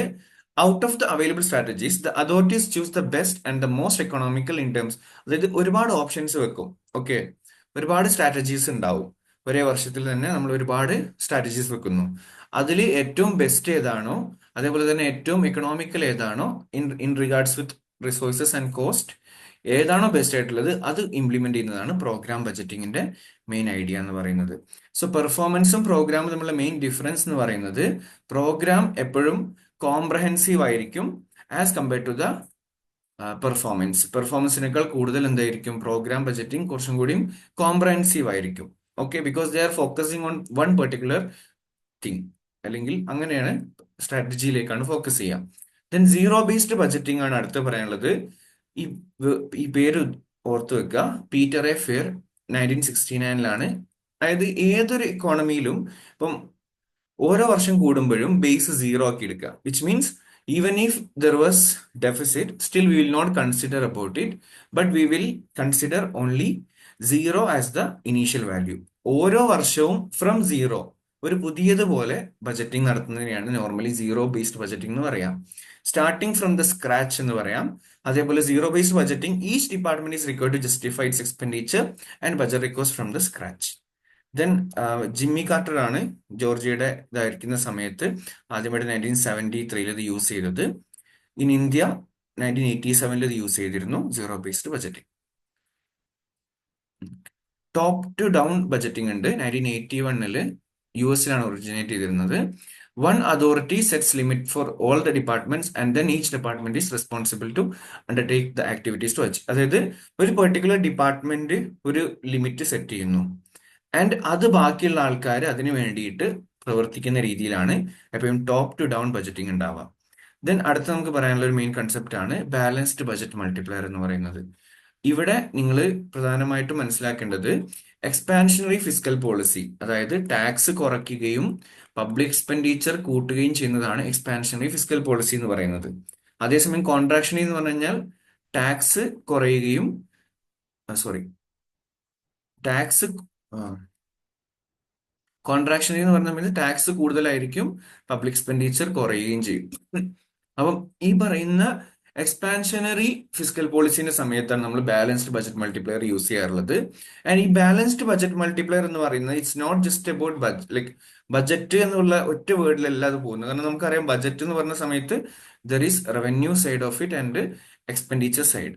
സോ ഇവിടെ നമ്മൾ പ്രധാനമായിട്ടും രണ്ട് മൾട്ടിപ്ലയർ ലിങ്ക് ചെയ്യാറുണ്ട്. ഒന്ന് എന്ന് പറയുന്നത് ടാക്സ് മൾട്ടിപ്ലയറും അതേസമയം രണ്ടാമത്തെ എന്ന് പറയുന്നത് എക്സ്പെൻഡിച്ചർ മൾട്ടിപ്ലയറുമാണ്. സോ ഇത് രണ്ടും കമ്പൈൻ ചെയ്തിട്ടുള്ള ഒരു കാര്യമാണ് ബാലൻസ്ഡ് ബജറ്റ് മൾട്ടിപ്ലയർ ഉണ്ടാവാറുള്ളത്. സോ ഇവിടെ നോക്കുക, ഇതാണ് tax multiplier. Okay, remember this and ഓർത്ത് വെക്കുക. ചിലപ്പം ഈവൻ ഇതിനെ ബേസ് ചെയ്തിട്ട് എന്ത് ചെയ്യാം, അവർക്ക് ഡയറക്റ്റ് ആയിട്ട് ക്വസ്റ്റ്യൻസ് വരെ ചോദിക്കാം, അല്ലെങ്കിൽ പ്രോബ്ലം ലെവലിലുള്ള ക്വസ്റ്റ്യൻസ് ചോദിക്കാം, അല്ലെങ്കിൽ ടാക്സ് മൾട്ടിപ്ലയർ കാണാനോ അല്ലെങ്കിൽ MPC കാണാനോ ഒക്കെ ഇതിൽ നിന്ന് ചോദിക്കാനുള്ള പോസിബിലിറ്റീസ് ഉണ്ട്. So by adding two multipliers like will get equal to 1. Because ഇവിടെ നിങ്ങൾ മനസ്സിലാക്കേണ്ട രണ്ട് കാര്യം, ഒന്ന് ഇവിടെ കൊടുത്തിട്ടുള്ളത് ഗവൺമെന്റ് എക്സ്പെൻഡിച്ചർ മൾട്ടിപ്ലയറും ഇവിടെ ടാക്സ് മൾട്ടിപ്ലയറും. ഇത് രണ്ടും കൂട്ടി ചെയ്യുന്ന സമയത്ത് will get a value which is equal to 1. അതുകൊണ്ടാണ് നമ്മൾ ബാലൻസ്ഡ് ബജറ്റ് മൾട്ടിപ്ലയർ എന്നുള്ള രീതിയിൽ വിളിക്കുന്നത്. ദെൻ ഗവൺമെന്റിന്റെ ഫണ്ട്സിനെ കുറിച്ച് പറയുന്ന സമയത്ത് വി ഹാവ് ഡിഫറെന്റ് ഫണ്ട്സ്. ഒന്നാമത്തെ കൺസോളിഡേറ്റഡ് ഫണ്ടാണ്, അതായത് ഗവൺമെന്റിന്റെ പ്രധാനപ്പെട്ട അക്കൗണ്ടിങ് കാര്യങ്ങളൊക്കെ ഉണ്ടാവാറുള്ളത് കൺസോളിഡേറ്റഡ് ഫണ്ട് ഓഫ് ഇന്ത്യയിലാണ്. സോ ഗവൺമെന്റിന് ആവശ്യമായിട്ടുള്ള എല്ലാ എക്സ്പെൻഡിച്ചറുകളും ഈ ഫണ്ടിൽ നിന്നാണ് എടുക്കാറുള്ളത്. അതേപോലെ തന്നെ ഈ ഫണ്ട് പ്രധാനമായിട്ടും പ്രൊവിഷന് കോൺസ്റ്റിറ്റ്യൂഷനിൽ പറഞ്ഞിട്ടുള്ള ആർട്ടിക്കിൾ 266 ക്ലോസ് 1 ആൻഡ് ഓരോ സ്റ്റേറ്റിനും എന്ത് ചെയ്യാം, കൺസോളിഡേറ്റഡ് ഫണ്ട് ഉണ്ടായിരിക്കും. ആൻഡ് കൺട്രോളറും ഓഡിറ്റർ ജനറലും ആരാണോ, അല്ലെങ്കിൽ കൺട്രോളറിന് ഓഡിറ്റർ ജനറൽ CAG ഉണ്ടാവും ഓരോ, ലൈക്ക് നമ്മുടെ രാജ്യത്ത് ഈ CAG ആണ് ഇതിന്റെ അക്കൗണ്ട് എല്ലാം ഓഡിറ്റിങ്ങും കാര്യങ്ങളൊക്കെ നടത്താറുള്ളത്. Then contingency fund of India ഉണ്ട്, അത് 267(1) പറയുന്നത്. കണ്ടിജൻസി ഫണ്ട് ആണ് നമുക്ക് എന്തെങ്കിലും അത്യാവശ്യങ്ങൾ വരുന്ന കേസിൽ അൺഫോർസീൻ ആയിട്ടുള്ള എക്സ്പെൻഡിച്ചറിന് വേണ്ടിയിട്ടാണ്. ആൻഡ് ഇതിന്റെ പ്രൊവിഷനും യഥാർത്ഥത്തിൽ the secretary finance ministry holds this fund on behalf of the president of India. And ഈ ഫണ്ട് പ്രധാനമായിട്ടും ഓരോ സ്റ്റേറ്റിനും സെപ്പറേറ്റ് ആയിട്ടും വേറെ ഫണ്ടുകൾ ഉണ്ടാവും. Then public accounts of India, ഇത് ആർട്ടിക്കിൾ 266 ക്ലോസ് 2 പറയുന്നത്. ഓൾ അതർ പബ്ലിക് മണി, അതായത് നമ്മൾ ഈ പറയുന്ന കൺസോളിഡേറ്റഡ് ഫണ്ട് ഓഫ് ഇന്ത്യയും അതേപോലെ തന്നെ കണ്ടിജൻസി ഫണ്ട് ഒഴികെയുള്ള ബാക്കിയെല്ലാം നമ്മൾ പബ്ലിക് അക്കൗണ്ട്സിലേക്കാണ് വരിക. And the government does not need permission. ഇപ്പൊ നമ്മള് ഗവൺമെന്റിന് പെർമിഷൻ ആവശ്യമായിട്ടുള്ളത് രണ്ട് കേസിലാണ്. ഒന്നെന്ന് പറയുന്നത് കൺസോളിഡേറ്റഡ് ഫണ്ടിലും അതേപോലെ കണ്ടിജൻസി ഫണ്ടിലുമാണ്. സോ ഈ രണ്ടെണ്ണത്തിലും അല്ലാതെ വരുന്ന ബാക്കിയെല്ലാം പബ്ലിക് അക്കൗണ്ട്സിലാണ് വരിക. ആൻഡ് ഈ പറയുന്ന പബ്ലിക് അക്കൗണ്ട്സിൽ ഡസ് നോട്ട് നീഡ് പെർമിഷൻ. ഇങ്ങനത്തെ വാക്കുകളൊക്കെ ശ്രദ്ധിക്കണം കേട്ടോ. ഗവൺമെന്റിന് പെർമിഷൻ വേണ്ട. കാരണം നമുക്കൊരു സ്റ്റേറ്റ്മെന്റ് എടുത്ത് തന്നു കഴിഞ്ഞാൽ you need to know, like the government need permission to take advances from public accounts of India എന്ന് പറഞ്ഞൊരു ഓപ്ഷൻ തന്നു കഴിഞ്ഞാൽ അത് തെറ്റാണെന്ന് മനസ്സിലാവണമെന്നുണ്ടെങ്കിൽ you need to remember these kind of keywords. Then types of deficits ഉണ്ട്. അതിൽ ബജറ്റ് ഡെഫിസിറ്റ് ഉണ്ട്, അതാണ് total expenditure minus total receipt. Revenue deficit ഉണ്ട്, total revenue expenditure minus total revenue receipt. Physical deficit ഉണ്ട്, total expenditure minus total receipts excluding borrowings. അതാണ് physical deficit. Primary deficit physical ഡെഫിസിറ്റിൽ നിന്ന് interest payment കുറച്ചതാണ്. Gross physical deficit എന്ന് പറഞ്ഞു കഴിഞ്ഞാൽ total expenditure minus revenue receipts plus non ഡെപ്റ്റ് creating capital receipts ആണ്. ഓരോ വേർഡും ശ്രദ്ധിക്കണം. കാരണം ഫിസിക്കൽ ഡെഫിസിറ്റ് എന്ന് ചോദിച്ചു കഴിഞ്ഞാലും ഗ്രോസ് ഫിസിക്കൽ ഡെഫിസിറ്റ് എന്ന് ചോദിച്ചു കഴിഞ്ഞാലും രണ്ടെണ്ണമാണ്. ആൻഡ് ആ രണ്ടെണ്ണത്തിൽ ചെറിയ ഡിഫറൻസ് ആണുള്ളത്. ആ ഡിഫറൻസ് എന്താണെന്നുള്ളത് അറിഞ്ഞിരിക്കണം എന്നുള്ളതാണ് പ്രധാനമായിട്ടും. ദെൻ നെറ്റ് ഫിസിക്കൽ ഡെഫിസിറ്റ് ഉണ്ട്, gross physical deficit minus net lending of the central government. Then monetised deficit ഉണ്ട്, monetary support the RBI extend to the center. ഗവൺമെന്റിന് എന്തെങ്കിലും ബോറോയിങ് പ്രോഗ്രാം ഉണ്ടെങ്കിൽ RBI എക്സ്റ്റെൻഡ് ചെയ്യുന്ന ചില മോണിറ്ററി സപ്പോർട്ടുകൾ ഉണ്ട്, അതാണ് monetised deficit. Then effective revenue deficit പുതിയതായിട്ട് വന്ന കൺസെപ്റ്റ് ആയിരുന്നു. റവന്യൂ ഡെഫിസിറ്റിൽ നിന്ന് grant for creation of capital assets കുറച്ചതാണ്. ദെൻ സ്ട്രക്ചറൽ ഡെഫിസിറ്റ് എന്ന് പറഞ്ഞു കഴിഞ്ഞാൽ ഫുൾ എംപ്ലോയ്മെന്റ് ലെവലിലാവുന്ന സമയത്തും there is A certain level of deficit, അതാണ് സ്ട്രക്ചറൽ ഡെഫിസിറ്റ് ഉദ്ദേശിക്കുന്നത്. ഓപ്പറേഷണൽ ഡെഫിസിറ്റ് ഉണ്ട്, അതായത് amounts of revenue collected minus States actual operation and maintenance cost for. അതായത് ടോട്ടലായിട്ട് റവന്യൂ എത്രയാണോ കളക്ട് ചെയ്തത് അതിൽ നിന്ന് അത് കളക്ട് ചെയ്യാൻ ആവശ്യമായിട്ട് എന്തൊക്കെ ചെലവ് വന്നിട്ടുണ്ടോ, മെയിൻ്റെനൻസ് കോസ്റ്റ് വന്നിട്ടുണ്ടോ, അത് കുറയ്ക്കുമ്പോഴാണ് ഓപ്പറേഷണൽ ഡെഫിസിറ്റ് കിട്ടുക. ഈ 10 ജസ്റ്റ് ഒരു 2-3 പ്രാവശ്യമെങ്കിലും വായിച്ചു നോക്കുക. Then comes physical policy. Physical policy എന്ന് പറയുന്ന സമയത്ത് ടാക്സും പബ്ലിക് എക്സ്പെൻഡിച്ചറും ഉൾപ്പെട്ടിട്ടുള്ള എല്ലാ തരത്തിലുള്ള പോളിസി, പബ്ലിക് എക്സ്പെൻഡിച്ചറും പബ്ലിക് റവന്യൂവും പബ്ലിക് ഡെപ്റ്റും എല്ലാം ഉൾപ്പെടുത്തിയിട്ടുള്ള കാര്യങ്ങളാണ് നമ്മുടെ ഫിസിക്കൽ പോളിസി എന്ന് പറയുന്നത്. ആൻഡ് ഫിസിക്കൽ പോളിസിയിൽ പ്രധാനമായിട്ടും ഒന്ന് ടാക്സസ് ഉണ്ടാവും, എക്സ്പെൻഡിച്ചേഴ്സ് ഉണ്ടാവും, ബോറോയിങ്സ് അല്ലെങ്കിൽ ഡെപ്റ്റിന്റെ സൈഡ് ഉണ്ടാവും, അതേപോലെ തന്നെ പബ്ലിക് ഡെപ്റ്റിന്റെ മാനേജ്മെന്റും ഇതിന്റെ ഭാഗം തന്നെയാണ്.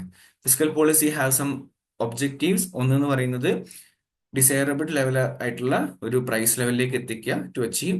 Then optimum allocation of resources, plan targets, then reduce regional imbalances, concentration of income and wealth reduce ചെയ്യുക, അതായത് ഇൻഇക്വാലിറ്റി കുറയ്ക്കുക, ഇൻഡസ്ട്രിയൽ സ്ട്രക്ചർ മോഡിഫൈ ചെയ്യുക, അതേപോലെ തന്നെ റാപ്പിഡ് എക്കണോമിക് ഡെവലപ്മെന്റും ആണ് ഇതിന്റെ മെയിൻ ആയിട്ടുള്ള ഒബ്ജക്റ്റീവ്. ഈ ഫിസിക്കൽ പോളിസി തന്നെ there are different views. Classicals പറയുന്നത് നമുക്കറിയാം ഫിസിക്കൽ പോളിസീനെ ഡയറക്റ്റായിട്ട് സപ്പോർട്ട് ചെയ്യാത്ത ആൾക്കാരാണ് യഥാർത്ഥത്തിൽ ആരെന്ന് പറയുന്നത് ക്ലാസിക്കൽസ് എന്ന് പറയുന്നത്. സോ classicals never advocated physical policy because അവർ വിശ്വസിച്ചിരുന്ന ലെസേഴ്സ് ഫെയർ പോളിസിയിലാണ്. എക്കണോമിക് മാറ്റേഴ്സിൽ ഒന്നെങ്കിൽ ഗവൺമെന്റ് ഇടപെടാൻ പാടില്ല, അല്ലെങ്കിൽ മിനിമം ആയിട്ടുള്ള ഇടപെടലേ ഉണ്ടാവാൻ പാടുള്ളൂ, ഇന്റർഫിയറൻസ് ഉണ്ടാവാൻ പാടുള്ളൂ. Then they believed in the principle of fiscal neutrality or sound finance or balanced budget. അതാണ് ഉദ്ദേശിക്കുന്നത്. എക്കണോമിയിൽ ഗവൺമെന്റിന്റെ റോൾ എന്ന് പറയുന്നത് ന്യൂട്രൽ ആയിരിക്കണം, അല്ലെങ്കിൽ ഫിസിക്കൽ ന്യൂട്രാലിറ്റി ആണ്. ദെൻ ബാലൻസ്ഡ് ബഡ്ജറ്റ് എന്ന് പറയുന്ന ഒരു ഗുഡ് ഇൻഡിക്കേറ്റർ ആണ് because they were against taxation and expenditure. Then Hansen പറയുന്നത് reduction of government spending to a certain limit. അതായത് ഗവൺമെന്റ് സ്പെൻഡിങ്ങിനെ ഒരു പെർട്ടിക്കുലർ സെർട്ടൈൻ ലിമിറ്റിലേക്ക് കുറയ്ക്കണം എന്നുള്ളതാണ് ഹാൻസന്റെ പ്രധാനപ്പെട്ട ഐഡിയ. സാമുവൽസൺ പറയുന്നത് taxes should be on current consumption so that savings and investment are encouraged. Current കൺസംഷനിൽ മാത്രമായിരിക്കണം ടാക്സസ് ഇൻക്ലൂഡഡ് ആയിരിക്കേണ്ടത്. അതുകൊണ്ട് അങ്ങനെയാണെങ്കിൽ നമുക്ക് എന്ത് ചെയ്യാൻ പറ്റും, സേവിങ്സും ഇൻവെസ്റ്റ്മെന്റും ഒക്കെ കൂട്ടാൻ പറ്റും എന്നുള്ളതാണ്. And balanced budget at low level of expenditure ആണ് സാമുവൽസന്റെ വ്യൂലും പറയുന്നത്. ദെൻ പബ്ലിക് ഡെപ്റ്റ് is evil and should be avoided എന്നാണ് അടുത്ത അവരുടെ കൺസെപ്റ്റ് എന്ന് പറയുന്നത്. ദെൻ കെയ്ൻസിന്റെ ഐഡിയ എന്ന് പറയുന്നത് fiscal policy should include progressive taxation because of redistribution effect. Redistribution effect ഉള്ളതുകൊണ്ട് അതായത് എപ്പോഴും എന്താണ്, ഇന്നിക്വാലിറ്റീനെ കണക്ട് ചെയ്യാൻ പറ്റണം. അല്ലെങ്കിൽ ഡിസ്ട്രിബ്യൂഷൻ ഓഫ് വെൽത്ത് ഇൻകം എന്നൊക്കെ പറയുന്നത് വളരെ ഇമ്പോർട്ടന്റ് ആയിട്ടുള്ള ഒരു കാര്യമാണ് ഒരു ഇക്കോണമിയിൽ. അപ്പം പ്രോഗ്രസീവ് ടാക്സേഷൻ ഉണ്ടായിരിക്കണം എന്നുള്ളതാണ് അവരുടെ പ്രധാനപ്പെട്ട. അതേസമയം ഒരു കാര്യം കൂടി അവർ പറയുന്നത് there should B increased public spending. അതുപോലെ ഡെഫിസിറ്റ് ഫിനാൻസിങ് കൂടുതലായിട്ടും ഗവൺമെന്റ് ഡെഫിസിറ്റ് ഫിനാൻസിങ് ആണ് ചെയ്യേണ്ടത് എന്നുള്ളതും. Then there are different types of fiscal policy. അതിലൊന്നാണ് എക്സ്പാൻഷനറിയും കോൺട്രാക്ഷണറിയും ആണ് മെയിൻ ആയിട്ടുള്ളത്. എക്സ്പാൻഷനറി എന്ന് പറഞ്ഞു കഴിഞ്ഞാൽ അഗ്രിഗേറ്റ് ഡിമാൻഡ് കൂട്ടുക എന്നുള്ളത് ഉദ്ദേശിക്കുന്നത്. അവിടെ യഥാർത്ഥത്തിൽ എന്താ ചെയ്യുക, ഗവൺമെന്റ് എക്സ്പെൻഡിച്ചർ കൂട്ടുകയും ടാക്സ് കുറയ്ക്കുകയാണ് ചെയ്യുക. കോൺട്രാക്ഷണറി എന്ന് പറഞ്ഞ സമയത്ത് ഗവൺമെന്റ് എന്ത് ചെയ്യും, എക്സ്പെൻഡിച്ചർ കുറയ്ക്കുകയും ടാക്സ് കൂട്ടുകയും ചെയ്യും. Then there are discretionary fiscal policy. അവിടെയാണ് നമ്മൾ ഡെലിബറേറ്റ് ആയിട്ടുള്ളതും കോൺഷ്യസ് ആയിട്ടുള്ളതും ഗവൺമെന്റ് എന്ത് ചെയ്യാണ്, ഫുൾ എംപ്ലോയ്മെന്റ് പ്രൊമോട്ട് ചെയ്യാൻ, അല്ലെങ്കിൽ to promote full employment and price stability by contra cyclical change in public expenditure or taxes or both. So discretionary fiscal policy change requires specific legislations. അതേപോലെ ഇപ്പൊ ഉദാഹരണത്തിന് during depression the effective discretionary policy may take 4 alternative forms. ഒന്നെന്ന് പറഞ്ഞ് they can reducing tax rates and leaving government expenditure unchanged. കാരണം നമുക്ക് ചില കേസുകളിൽ എന്ത് ചെയ്യാൻ പറ്റില്ല, ഈ പറയുന്ന കാര്യങ്ങൾ ചെയ്യാൻ പറ്റില്ല. ഇപ്പൊ ഡിപ്രഷൻ പോലെയുള്ള എന്തെങ്കിലും ഒരു കണ്ടീഷൻ ഉണ്ടായി, അല്ലെങ്കിൽ എക്കോണമിയിൽ ഇത്തരത്തിലുള്ള പ്രശ്നങ്ങൾ ഉണ്ടാകുന്ന സമയത്ത്, അല്ലെങ്കിൽ ഇൻഫ്ലേഷൻ ഉണ്ടാകുന്ന സമയത്ത് ഓട്ടോമാറ്റിക്കായിട്ട് എന്ത് ചെയ്യേണ്ടി വരും, there should be some decisions and that should be discretionary. അവിടെ ഒരിക്കലും നമ്മൾ അവിടെ എത്ര മാർക്കറ്റ് ഡിമാൻഡും മാർക്കറ്റ് സപ്ലൈ നോക്കിയിട്ട് നിന്നിട്ട് കാര്യമില്ല. എത്രത്തോളം ആൾക്കാർ കൺസംഷൻ ഇറങ്ങുന്നുണ്ട് എന്നുള്ളത് നോക്കിയിട്ട് കാര്യമില്ല. അവിടെ നമ്മൾ ഡിസ്ക്രിഷണറി ആയിട്ടുള്ള ഫിസ്ക്കൽ പോളിസിക്ക് ഇമ്പോർട്ടൻസ് കൊടുക്കണം. അവിടെ ചെയ്യാറുള്ളത് effective discretionary policy may take 4 alternative forms. Tax reduce ചെയ്യുകയും അതേപോലെ തന്നെ ഗവൺമെന്റ് എക്സ്പെൻഡിച്ചർ അപ്പം എന്ത് ചെയ്യാൻ പറ്റില്ല, കൂട്ടാൻ പറ്റില്ല. ശരിക്കും വേണ്ട കൂട്ടലാണ്, പക്ഷെ കൂട്ടാൻ പറ്റില്ല. They should be unchanged. അതുപോലെ increasing government expenditure and leaving tax rates unchanged. അതാണ് മറ്റൊരു option. Increasing government expenditures and leaving tax rate. ഇതേപോലുള്ള ഓപ്ഷനിലേക്കാണ് ഡിസ്ക്രിഷണറി ഫിസ്ക്കൽ പോളിസി പ്രധാനമായിട്ട് ഉദ്ദേശിക്കുന്നത്. Then comes automatic fiscal policy or built in stabilisers എന്ന് പറയും. ഈ പോളിസി ഓപ്പറേറ്റ് ചെയ്തിരിക്കുന്നത് പ്രധാനമായിട്ടും ബിൽറ്റ് ഇൻ സ്റ്റെബിലൈസേഴ്സ് അല്ലെങ്കിൽ നമുക്ക് ഓട്ടോമാറ്റിക് ഫിസ്ക്കൽ പോളിസി എന്ന് പറയാൻ പറ്റും. To contract fluctuations in economic activity. So built in stabilisers എന്ന് പറഞ്ഞു കഴിഞ്ഞാൽ are those factors which automatically cause government expenditure to rise and taxes receipts to fall during economic contraction and cause government expenditure to fall. And stabilizers are progressive income tax, അതേപോലെ unemployment compensation പോലുള്ള കാര്യങ്ങളൊക്കെയാണ് നമ്മുടെ automatic fiscal policy അല്ലെങ്കിൽ built in സ്റ്റെബിലൈസേഴ്സിൽ പ്രധാനമായിട്ട് ഉദ്ദേശിക്കുന്നത്. So expansion ആവുന്ന സമയത്ത്, അല്ലെങ്കിൽ എക്കോണമി എക്സ്പാൻഡ് ചെയ്യുന്ന ഒരു പീരീഡ് ഉണ്ടാകുന്ന സമയം people pay high income tax and vice versa. ഇപ്പൊ നമ്മൾ എന്താണ്, ഓട്ടോമാറ്റിക് ആയിട്ടാണ് അതിൽ എഫക്ട് ഉണ്ടാവുന്നത്. നമ്മുടെ ഇൻകം കൂടി അതിന്റെ ഭാഗമായിട്ട് നമ്മൾ കൂടുതലായിട്ട് ടാക്സ് കൊടുക്കേണ്ടി വരുന്നു. അത്തരത്തിലാണ് എന്തെന്ന് പറയാ, ഇപ്പൊ നമ്മൾ ഓട്ടോമാറ്റിക് ആയിട്ട് പോരുന്ന സമയത്തിൽ ഫിസ്ക്കൽ പോളിസി ഡിസിഷനിലേക്ക് എത്തുന്നത് തന്നെയാണ് ബിൽറ്റ് ഇൻ സ്റ്റെബിലൈസേഴ്സ് എന്നുള്ള രീതിയിൽ വിളിക്കുന്നത്. ദെൻ കോമ്പൻസേറ്ററി ഫിസ്ക്കൽ പോളിസി ഉണ്ട്. ഗ്രേറ്റ് ഡിപ്രഷന്റെ സമയത്താണ് പ്രധാനമായിട്ടും അസോസിയേറ്റ് ചെയ്തിരുന്നത് ഈ ഒരു പോളിസി. ആൻഡ് ഇവിടെ പറയുന്ന fiscal policy will compensate for those changes in economic conditions. ഇപ്പൊ ഇൻഫ്ലേഷനും ഡിഫ്ലേഷനും അനുസരിച്ച് കോമ്പൻസേറ്റ് ചെയ്തിട്ടാണ് ഫിസ്ക്കൽ പോളിസി കൊണ്ടുവരേണ്ടത് എന്നുള്ളതാണ് compensatory fiscal policy. Then comes functional finance. ഈ ഒരു ഐഡിയ തന്നിട്ടുണ്ടായിരുന്നത് AP ലേണറും കെയ്ൻസും മിർഡാലും ചേർന്നിട്ടാണ്. ആൻഡ് ഇവരുടെ വ്യൂ പ്രകാരം ഗവൺമെന്റ് എന്ന് പറയുന്നത് എപ്പോഴും എന്താണ്, ഒരു പോസിറ്റീവ് റോളാണ് എക്കണോമിക് ഉള്ളത്. And the focus is on taxes without considering their revenue aspect. That is പ്രധാനമായിട്ടും ഒരു ഉദ്ദേശിക്കുന്നത് ആൾക്കാരുടെ പർച്ചേസിംഗ് പവർ കുറയ്ക്കുകയും കൂട്ടുകയിലൂടെയാണ് യഥാർത്ഥത്തിൽ പബ്ലിക് ഫിനാൻസിനെ കൺട്രോൾ ചെയ്യേണ്ടത് എന്നുള്ളതാണ് ഫങ്ഷണൽ ഫിനാൻസിന്റെ main idea. Then comes federal finance. ഇവിടെ യഥാർത്ഥത്തിൽ സെൻട്രലിനും സ്റ്റേറ്റിനും ഒക്കെയുള്ള റോളുകളും അതേപോലെ തന്നെ ഓരോ റെസ്പെക്റ്റീവ് ആയിട്ടുള്ള വെൽ ഡിഫൈൻഡ് ആയിട്ടുള്ള ഫങ്ഷൻസ് ഓരോ ഇപ്പം നമുക്കറിയാം ഫെഡറൽ എന്ന് പറയുന്ന സമയത്ത് തന്നെ അവിടെ യൂണിയനും ഉണ്ട് അതേപോലെ സ്റ്റേറ്റും ഉണ്ട്. സോ ഓരോരുത്തരുടെയും എക്കോണമിയിലുള്ള റോൾ അല്ലെങ്കിൽ ഫെഡറൽ ഫിനാൻസിന്റെ കേസിലുള്ള റോൾ എന്താണ്, ഏത് ടാക്സ് ആണ് അവർ കളക്ട് ചെയ്യേണ്ടത്, എന്തൊക്കെയാണ് അവർ ചെയ്യേണ്ടത്, അതൊക്കെ ഫെഡറൽ ഫിനാൻസിൽ വളരെ ക്ലിയർ ആയിട്ട് ഡിഫൈൻ ചെയ്യുന്നുണ്ട്. Then comes finance commission. അതിന്റെ ഫങ്ഷൻസ് ആണ് കൊടുത്തുള്ളത്. ഒന്ന് distribution of income tax and other taxes, അതായത് ഇൻകം ടാക്സും അതർ ടാക്സസും ബാക്കിയുള്ള സ്റ്റേറ്റ്സ്, അതായത് സെൻട്രൽ ഗവൺമെന്റ് കളക്ട് ചെയ്തിട്ടുള്ള ഇൻകം ടാക്സും മറ്റുള്ള ടാക്സുകളും ഒക്കെ റീഡിസ്ട്രിബ്യൂഷൻ അല്ലെങ്കിൽ സ്റ്റേറ്റുകളിലേക്ക് ഡിസ്ട്രിബ്യൂട്ട് ചെയ്യുന്നതിന്റെ കാര്യമാണ് അവിടെ ഉദ്ദേശിക്കുന്നത്. Then percent of net proceeds, എത്ര പെർസെന്റേജ് കൊടുക്കണം എന്നുള്ള ഡിസിഷൻ ആണ് അവിടെ പറയുന്നത്. 42% ആയിരുന്നു അതിന് മുമ്പ് ഉണ്ടായിരുന്നത്. കറന്റ് 41% ആയിട്ട് കുറയുകയാണ് ചെയ്തിരുന്നത്. ആൻഡ് അതിനെ ബേസ് ചെയ്തിട്ടുള്ള കാര്യങ്ങൾ, അതേപോലെ ഗ്രാൻസ് ഇൻ എയ്ഡ്, ഓരോ സ്റ്റേറ്റ്സിലും എത്ര ഗ്രാൻസ് ഇൻ എയ്ഡ് കൊടുക്കണം, അതേപോലെ ട്രൈബൽ ഏരിയാസിന് എത്ര ഗ്രാൻസ് ഇൻ എയ്ഡ് കൊടുക്കണം, അതേപോലെ ഏതെങ്കിലും പെർട്ടിക്കുലർ സ്റ്റേറ്റിന് സ്പെഷ്യൽ ഗ്രാൻസ് കൊടുക്കേണ്ടതുണ്ടോ, അതൊക്കെ നമ്മൾ ഫിനാൻസ് കമ്മീഷനാണ് തീരുമാനിക്കുക. കാരണം കഴിഞ്ഞ ഫിനാൻസ് കമ്മീഷന്റെ കേസിൽ നോക്കുന്ന സമയത്ത് ഇപ്പൊ 13ാമത്തെ സോറി 14ാമത്തെ ഫിനാൻസ് കമ്മീഷനിൽ പറഞ്ഞതാണ് ടോട്ടലായിട്ട് 32%-ൽ നിന്ന് 42%-ലേക്ക് ഈ പറയുന്ന സെൻട്രൽ ഗവൺമെന്റിന്റെ ടോട്ടൽ ടാക്സ് കളക്ഷന് ആർക്ക് കൊടുത്തിരിക്കണം, സ്റ്റേറ്റ് ഗവൺമെന്റ്സിന് കൊടുത്തിരിക്കണം. 15th ഫിനാൻസ് കമ്മീഷൻ ഇത് ചെയ്തത് ഈ 42-നെ 41 ആക്കി കുറയ്ക്കുക ചെയ്തിരുന്നത്. ഇവർ ചെയ്തതെന്ന് വെച്ചാൽ ഈ 41-ആയിട്ട് കുറച്ച ഈ 1% ഉണ്ടല്ലോ, ആ സമയത്ത് ന്യൂലി ഫോംഡ് ആയിരുന്ന രണ്ട് സ്റ്റേറ്റ്, അതായത് സ്റ്റേറ്റ് നല്ല യൂട്ടീസ് ഒക്കെ ആയിട്ട് വന്നിട്ടുള്ള ലഡാക്കിനും അതേപോലെ തന്നെ ജമ്മുവിനും വേണ്ടിയിട്ട് കൊടുക്കുകയാണ് ചെയ്തിരുന്നത്.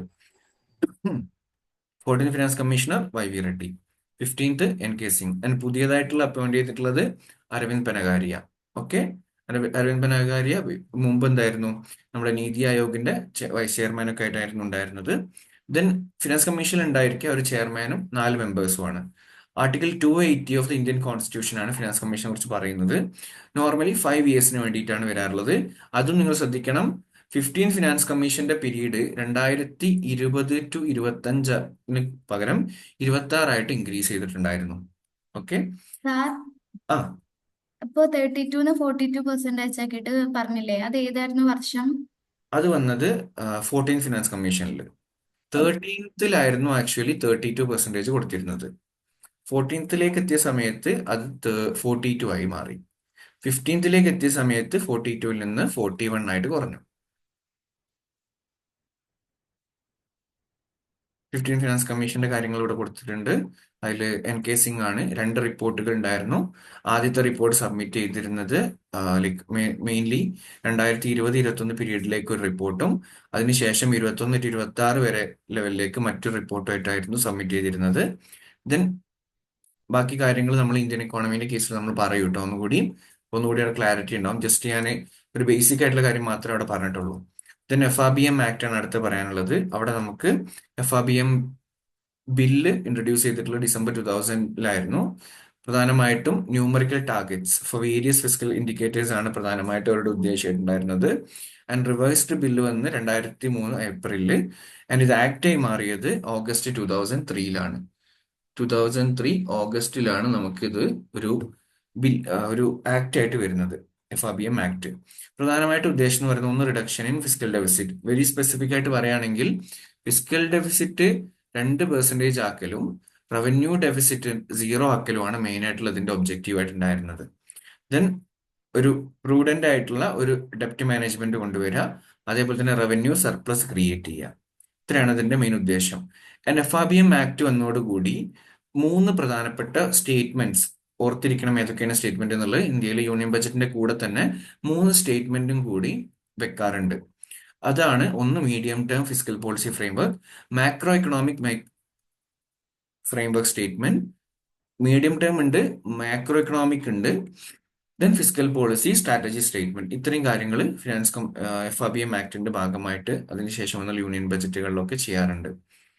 2013-ല് ഗവൺമെന്റ് ഇതിന്റെ ഒക്കെ ഭാഗമായിട്ട് തന്നെ, അല്ലെങ്കിൽ ഫിസിക്കൽ ഡെഫിസിറ്റ് കുറയ്ക്കുക, റവന്യൂ ഡെഫിസിറ്റ് കുറയ്ക്കുക എന്നുള്ള ഉദ്ദേശത്തോടു കൂടി തന്നെയാണ് എഫക്റ്റീവ് റവന്യൂ ഡെഫിസിറ്റ് എന്ന് പറയുന്ന കൺസെപ്റ്റ് കൊണ്ടുവന്നിരുന്നത്. അതായത് റവന്യൂ ഡെഫിസിറ്റിൽ നിന്ന് നമ്മുടെ ഈ ഗ്രാൻസ് ഓരോ സ്റ്റേറ്റ്സിനും കൊടുത്തിട്ടുള്ള ക്യാപിറ്റൽ അസറ്റ്സ് ക്രിയേറ്റ് ചെയ്യാൻ വേണ്ടിയിട്ട് സ്റ്റേറ്റ്സിന് കൊടുത്തിട്ടുള്ള ഗ്രാൻസ് ഉണ്ടെങ്കിൽ അത് കുറയ്ക്കലാണ് ചെയ്തിരുന്നത്. ഇതിന് 2016 ഒരു റിവിഷൻ കമ്മിറ്റി വന്നിരുന്നു. അതായിരുന്നു എൻ കെ സിംഗ് കമ്മിറ്റി എന്നുള്ള രീതിയിൽ വിളിച്ചിരുന്ന ഒരു കമ്മിറ്റി ഉണ്ടായിരുന്നു. That will be N K Singh. 15 finance കമ്മീഷന്റേതും എൻ കെ സിംഗ് ആണ്. FRBM റിവിഷൻ വന്നതും എൻ കെ സിംഗ് ആണ്. ദെൻ എൻ കെ സിംഗ് പ്രധാനമായിട്ടും ചില ടാർഗറ്റുകളും കാര്യങ്ങളും കൊടുത്തിരുന്നു. അതിവിടെ കൊടുത്തിട്ടുണ്ട്. ഓക്കെ, ആ ടാർഗറ്റുകൾ എന്തായിരുന്നു എന്നുള്ളത് ജസ്റ്റ് അറിഞ്ഞിരിക്കുക. But it's not relevant current, but just you should know what are the targets, what were the targets. അതിനുശേഷമാണ് കോവിഡിന്റെ ഇഷ്യൂസ് ഒക്കെ വരുന്നത്. സോ ലൈക്ക് ബേസിക്കലി ആ ഒരു ടാർഗറ്റിന്റെ ഒക്കെ മുകളിലേക്ക് ഏകദേശം ഒരു 7% ലെവലിലേക്ക്, അല്ലെങ്കിൽ മോർ ദാൻ 10% ലെവലിലേക്ക് ഒരു ഫിസിക്കൽ ഡെഫിസിറ്റ് വന്ന ഒരു കേസുകൾ ഉണ്ടായിരുന്നു. ദെൻ ഫിസിക്കൽ ഫെഡറലിസം നമ്മൾ ഓൾറെഡി പറഞ്ഞ കാര്യമാണ്. ഫിസിക്കൽ ഫെഡറലിസം എന്ന് പറഞ്ഞ സമയത്ത് എന്താണ്, എപ്പോഴും ഒരു ടോട്ടൽ ആയിട്ടുള്ള ഡിസിഷൻ, അല്ലെങ്കിൽ ഈ പറയുന്ന എക്കണോമിക് ആയിട്ടുള്ള ഡിസിഷൻസ് എല്ലാം സ്റ്റേറ്റും സെൻട്രലും കോപ്പറേറ്റ് ചെയ്തിട്ട് നടത്തുന്നതാണ് യഥാർത്ഥത്തിൽ ഫിസിക്കൽ ഫെഡറലിസത്തിൽ നടക്കുക.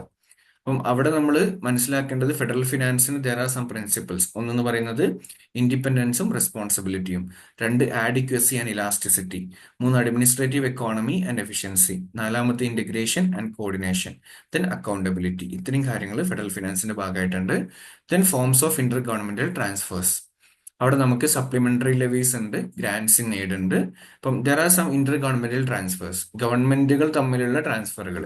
അതാണ് ഒന്ന് സപ്ലിമെന്ററി ലെവി, അതായത് principal levy by the central authority and over and above that the state also levies as supplementary tax. മുകളിലേക്ക് വരുന്നത്, അല്ലെങ്കിൽ സെൻട്രൽ അതോറിറ്റിന്റെ like principal levy by the central authority and over and above that the state also levies a supplementary tax. Then അതേസമയം grants in aid എന്ന് പറയുന്നതും നമ്മുടെ ഒരു Inter governmental ട്രാൻസ്ഫറുകളായിട്ടാണ് പറയാ. ബിക്കോസ് ഒന്നുകൂടി ഓരോ പറയാം. സ്റ്റേറ്റ്സിനും സപ്ലിമെന്റ് അത് അതായത് സപ്ലിമെന്ററി ലെവി എന്ന് പറഞ്ഞു കഴിഞ്ഞാല് central authority levy by the principal levy by the central authority and over and above that the state also levies a supplementary tax. Normally central authority പറയുന്ന, അല്ലെങ്കിൽ ഓൾറെഡി എടുത്തിട്ടുള്ള ടാക്സുകൾ ഉണ്ടാവും. അതിന്റെ മുകളിലേക്ക് ടാക്സ് സ്റ്റേറ്റ് ഗവൺമെന്റ് സെപ്പറേറ്റ് കൊടുക്കുന്നുണ്ടെങ്കിൽ അതിനെയാണ് supplementary levees എന്നുള്ള രീതിയിൽ പറയാം. അത് നമ്മൾ നോർമലി ഇന്റർ ഗവൺമെന്റൽ ട്രാൻസ്ഫർ ആയിട്ട് നടത്താറുണ്ട്. ഇപ്പം കൂടുതലായിട്ട് വാങ്ങും ചില കേസുകളിൽ, ചില ടാക്സുകൾ കൂടുതലായിട്ട് വാങ്ങുന്ന കേസുകൾ ഉണ്ടെങ്കിൽ ആ ടാക്സ് സപ്ലിമെന്ററി ടാക്സ് എന്നുള്ള രീതിയിൽ ഗവൺമെന്റിന്, അല്ലെങ്കിൽ സ്റ്റേറ്റ് ഗവൺമെന്റ്സിന് സെൻട്രൽ ഗവൺമെന്റ് കൊടുക്കാറുണ്ട്. അപ്പൊ സെൻട്രൽ ഗവൺമെന്റ് കളക്ട് ചെയ്യുന്ന സമയത്ത് പ്രിൻസിപ്പൽ ലെവിന്നും, അതേസമയം സ്റ്റേറ്റ് ഗവൺമെന്റിന്റെ കേസിലേക്ക് വരുന്ന സമയത്ത് സപ്ലിമെന്ററി ടാക്സ് ആയിട്ട് മാറും. അതാണ് ഉദ്ദേശിക്കുന്നത് കേട്ടോ. ഇതിന് ഗ്രാൻസ് ഇൻ എയ്ഡ് എന്ന് പറയുന്ന സമയത്ത് സ്റ്റേറ്റ്സിന്റെ എന്തെങ്കിലും എക്സ്പെൻഡിച്ചറുകൾ ഉണ്ടെങ്കിൽ അതിന് വേണ്ടിയിട്ട് സെപ്പറേറ്റ് ആയിട്ട് കൊടുക്കുന്നതാണ്. ദെൻ നമുക്ക് ടാക്സ് കളക്ഷന്റെ ബേസിസിൽ നോക്കുമ്പോൾ വി ഹാവ് 3 ലിസ്റ്റ്. ഒന്നെന്ന് പറയുന്ന union list, state list, concurrent list. Union ലിസ്റ്റിൽ കംപ്ലീറ്റ് ആയിട്ടും യൂണിയൻ ഗവൺമെന്റിനാണ് ഫുൾ പവർ ഉള്ളത്. അതേസമയം സ്റ്റേറ്റ് ഗവൺമെന്റിനാണ് സ്റ്റേറ്റ് ലിസ്റ്റിൽ ഉള്ളത്. അതേസമയം ബോത്ത് സെൻട്രലിനും സ്റ്റേറ്റിനും ഉള്ള കേസുകളാണ് കൺകറന്റ് ലിസ്റ്റിൽ വരിക. നമ്മൾ ഓരോ ലിസ്റ്റ് നോക്കുന്ന സമയത്ത് നിങ്ങൾ മനസ്സിലാവും അത്. So there are 12 items of taxation under union list. However, revenue from these items do not go to the union alone. Okay, അതിൽ തന്നെ നമുക്ക് വേറെ വേറെ കാറ്റഗറി പറയാൻ പറ്റും. അതായത് ഇപ്പൊ യൂണിയൻ ലിസ്റ്റിലേക്ക് വരുന്ന 12 items of taxation ഉണ്ട്. അതിൽ തന്നെ എല്ലാം യൂണിയൻ ഗവൺമെന്റിലേക്ക് തന്നെ പോകുന്ന കേസുകളല്ല. അപ്പൊ there are something like this. Okay, ഒന്ന് ശ്രദ്ധിക്കുക. Taxes levied and collected by the union. Levy ചെയ്യുന്നതും കളക്ട് ചെയ്യുന്നതും യൂണിയൻ ആണ്. പക്ഷെ അതിന്റെ പ്രൊസീഡ്സ്, അതിന്റെ എത്രയാണോ അതിൽ വന്നിട്ടുള്ളത് അതും എന്ത് ചെയ്യുന്നു, യൂണിയൻ ആണ് എടുക്കുന്നത് എന്നുണ്ടെങ്കിൽ that will be in the first list. Okay, രണ്ടാമത്തെ ടൈപ്പ് എന്ന് പറയുന്നത് taxes levied and collected by union and proceeds of which are shared with the states in a prescribed manner. Finance commission തീരുമാനിക്കുന്ന പ്രൊസീഡ്സും കാര്യങ്ങളും വെച്ചിട്ട് ആ യൂണിയൻ, അതായത് union government ആണ് എന്ത് ചെയ്യുന്നത്, ആ ഒരു ടാക്സ് ലെവി ചെയ്യുന്നതും അതേസമയം കളക്ട് ചെയ്യുന്നതും. പക്ഷെ അതിൽ വരുന്ന പ്രൊസീഡ്സ് എന്ത് ചെയ്യും, which are shared with states in a prescribed manner. ആദ്യത്തേല് ഷെയർ ചെയ്യില്ല, രണ്ടാമത്തേൽ ഷെയർ ചെയ്യും. മൂന്നാമത്തത് tax levied and collected by union, അതേസമയം അതിൽ നിന്ന് കിട്ടുന്നത് കംപ്ലീറ്റ് ആയിട്ട് സ്റ്റേറ്റിന് പോകുന്ന കേസുകളുണ്ട്. അതാണ് മൂന്നാമത്തെ ടൈപ്പിലുള്ളത്. നാലാമത്തത് ടാക്സസ് ലെവിഡ് ബൈ യൂണിയൻ, പക്ഷെ കളക്ട് ചെയ്യുന്നതും അതിന്റെ യൂസേജും കാര്യങ്ങളും ചെയ്യാറുള്ളതും സ്റ്റേറ്റ് ആവുന്ന സമയത്ത്, അതാണ് ഫോർത്ത് ടൈപ്പ് പറയുന്നത്. അപ്പം അതിൽ ഏതാണുള്ളത് എന്നുള്ളത് ജസ്റ്റ് അറിഞ്ഞിരിക്കുക. ഫസ്റ്റ് ടൈപ്പ്, അതായത് എല്ലാം യൂണിയനിലേക്ക് തന്നെ ആവുന്ന case, customs duty, corporation tax, അതേപോലെ തന്നെ tax on capital value of assets excluding agricultural land.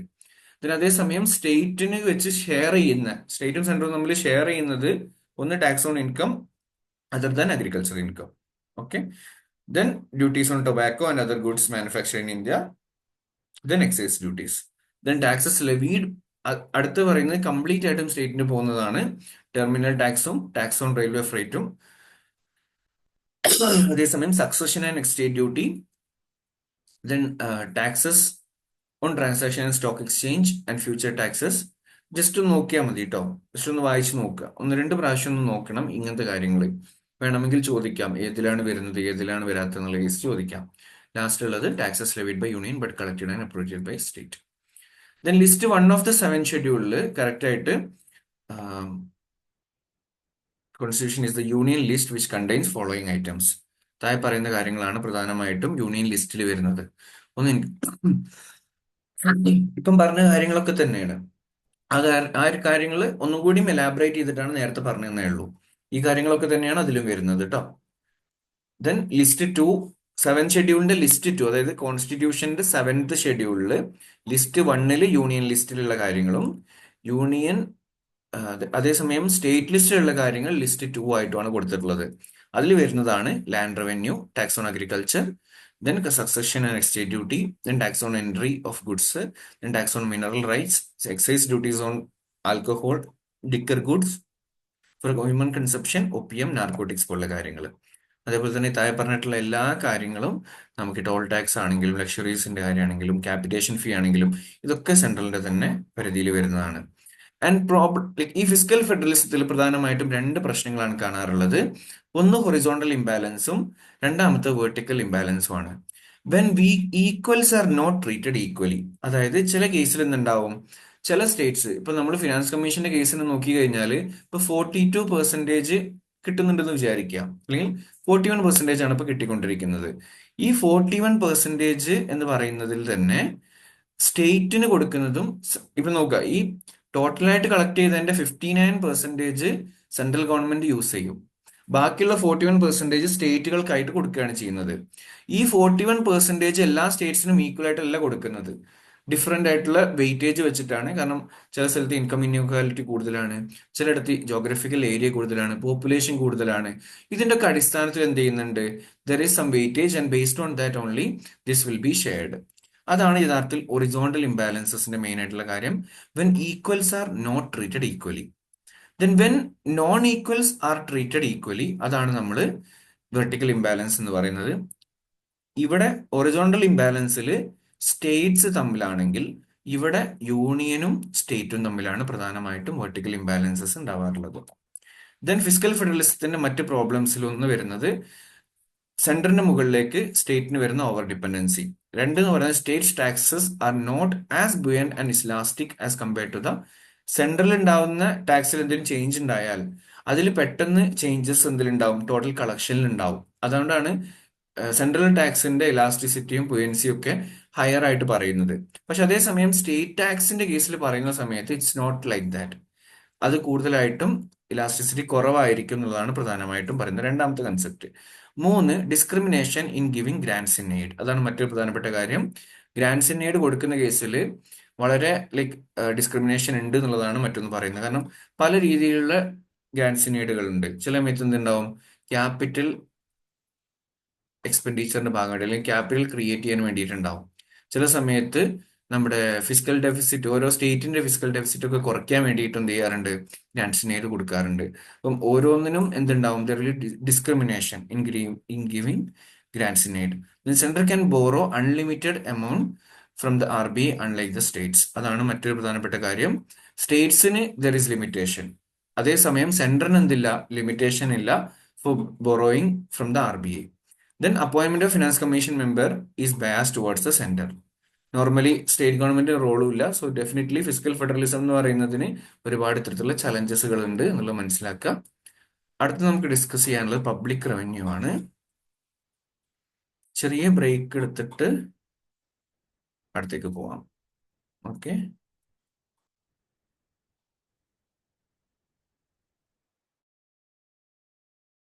ഒരു 10 മിനിറ്റ് പോരെ? 9:20 തിരിച്ചു വരാം. എന്നാൽ വേഗം നമുക്കൊരു 10 മണിയാകുമ്പോഴേക്കും റിവിഷൻ തീരും. Okay okay. Okay sir.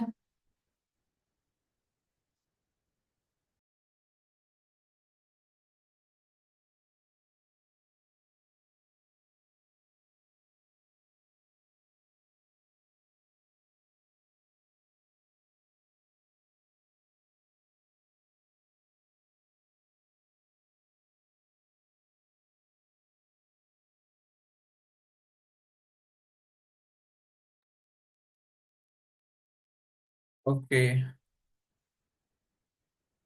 നമുക്ക് റെസ്യൂം ചെയ്യാം കേട്ടോ. കണ്ടിന്യൂ ചെയ്യാം.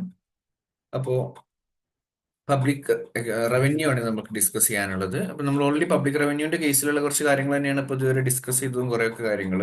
പക്ഷെ വളരെ സ്പെസിഫിക് ആയിട്ട് പറയുകയാണെങ്കിൽ ബജറ്റിങ്ങുമായി ബന്ധപ്പെട്ടതും പിന്നെ ഫിനാൻസ് കമ്മീഷൻ പോലുള്ള ഫിസിക്കൽ ഫെഡറലിസത്തിന്റെ കാര്യങ്ങളൊക്കെ ആയിരുന്നു കുറച്ചുകൂടി സ്പെസിഫിക് ആയിട്ട് പറയുകയാണെങ്കിൽ നമ്മൾ ഡിസ്കസ് ചെയ്തത്. അപ്പം പബ്ലിക് റവന്യൂ എന്ന് പറയുന്ന സമയത്ത് പബ്ലിക് ഫിനാൻസിന് വളരെ ഇമ്പോർട്ടന്റ് ഒരു പാർട്ടാണ്. ആൻഡ് നമുക്കറിയാം, നമുക്ക് പബ്ലിക് എക്സ്പെൻഡിച്ചർ നടത്തണം എന്നുണ്ടെങ്കിൽ അതിനുള്ള ഏറ്റവും പ്രധാനപ്പെട്ട ഒരു സോഴ്സ് ആണ് പബ്ലിക് റവന്യൂ എന്ന് പറയുന്നത്. സോ ഈ പബ്ലിക് റവന്യൂന്റെ കേസിൽ പ്രധാനമായിട്ടും ഒരു ഏതൊരു കൺട്രിക്കാണെങ്കിലും there are two types of public revenue. ഒന്ന് ടാക്സ് റവന്യൂ ആണ്, രണ്ടാമത്തെ നോൺ ടാക്സ് റവന്യൂ ആണ്. ടാക്സ് റവന്യൂവിൽ തന്നെ ഡയറക്റ്റ് ടാക്സസും ഉണ്ടാവും, ഇൻഡയറക്റ്റ് ടാക്സസും ഉണ്ടാവും.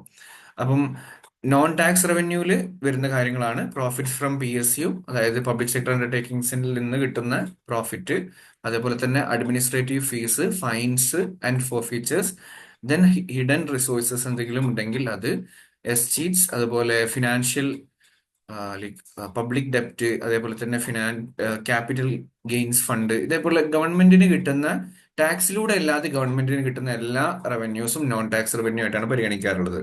പക്ഷെ ടാക്സ് റവന്യൂവിൽ നോക്കുമ്പോൾ we have direct taxes and indirect taxes. അതിൽ ഡയറക്ട് ടാക്സസിൽ വരുന്നതാണ് ടൈപ്സ് ഇവിടെ കൊടുത്തിട്ടുണ്ട്, ഇൻകം ടാക്സ്, വെൽത്ത് ടാക്സ് പോലുള്ള കാര്യങ്ങളൊക്കെ.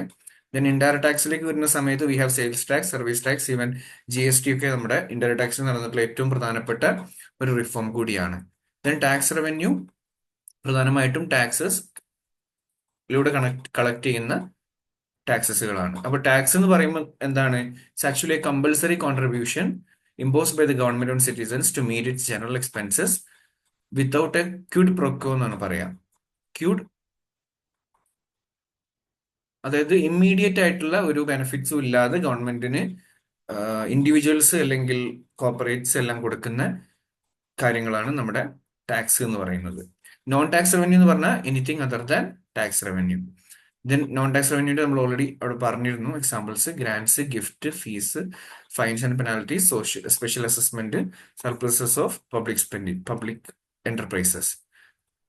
ദെൻ ഒരു ടാക്സിന് പ്രധാനമായിട്ടുണ്ടായിട്ടുള്ള ഫീച്ചേഴ്സ് എന്ന് പറയുന്നത് ഒന്ന് കമ്പൽസറി ആണ്, രണ്ടെന്ന് പറയുന്നത് നോ ഡയറക്റ്റ് ക്വിഡ് പ്രൊക്യോ, അതായത് ഡയറക്റ്റ് ആയിട്ടുള്ള ഒരു ബെനിഫിറ്റ്സും പ്രത്യേകിച്ച് ഇതിൽ നിന്ന് ആൾക്കാർക്കില്ല. അതായത് ഒരു തരത്തിലുള്ള റെസിപ്രോക്കലും ഇല്ലാതെ തന്നെയാണ്, പ്രത്യേകിച്ച് ഒരു ബെനിഫിറ്റും ഇല്ലാതെ തന്നെയാണ് ടാക്സസ് കളക്ട് ചെയ്യുന്നത്. Then taxes levy to meet the public spending, അതാണ് മൂന്നാമത്തത്. Then taxes payable regularly and periodically as determined by the taxing authority. Then tax രണ്ടെണ്ണാക്കി തിരിക്കാം: direct taxes, indirect taxes.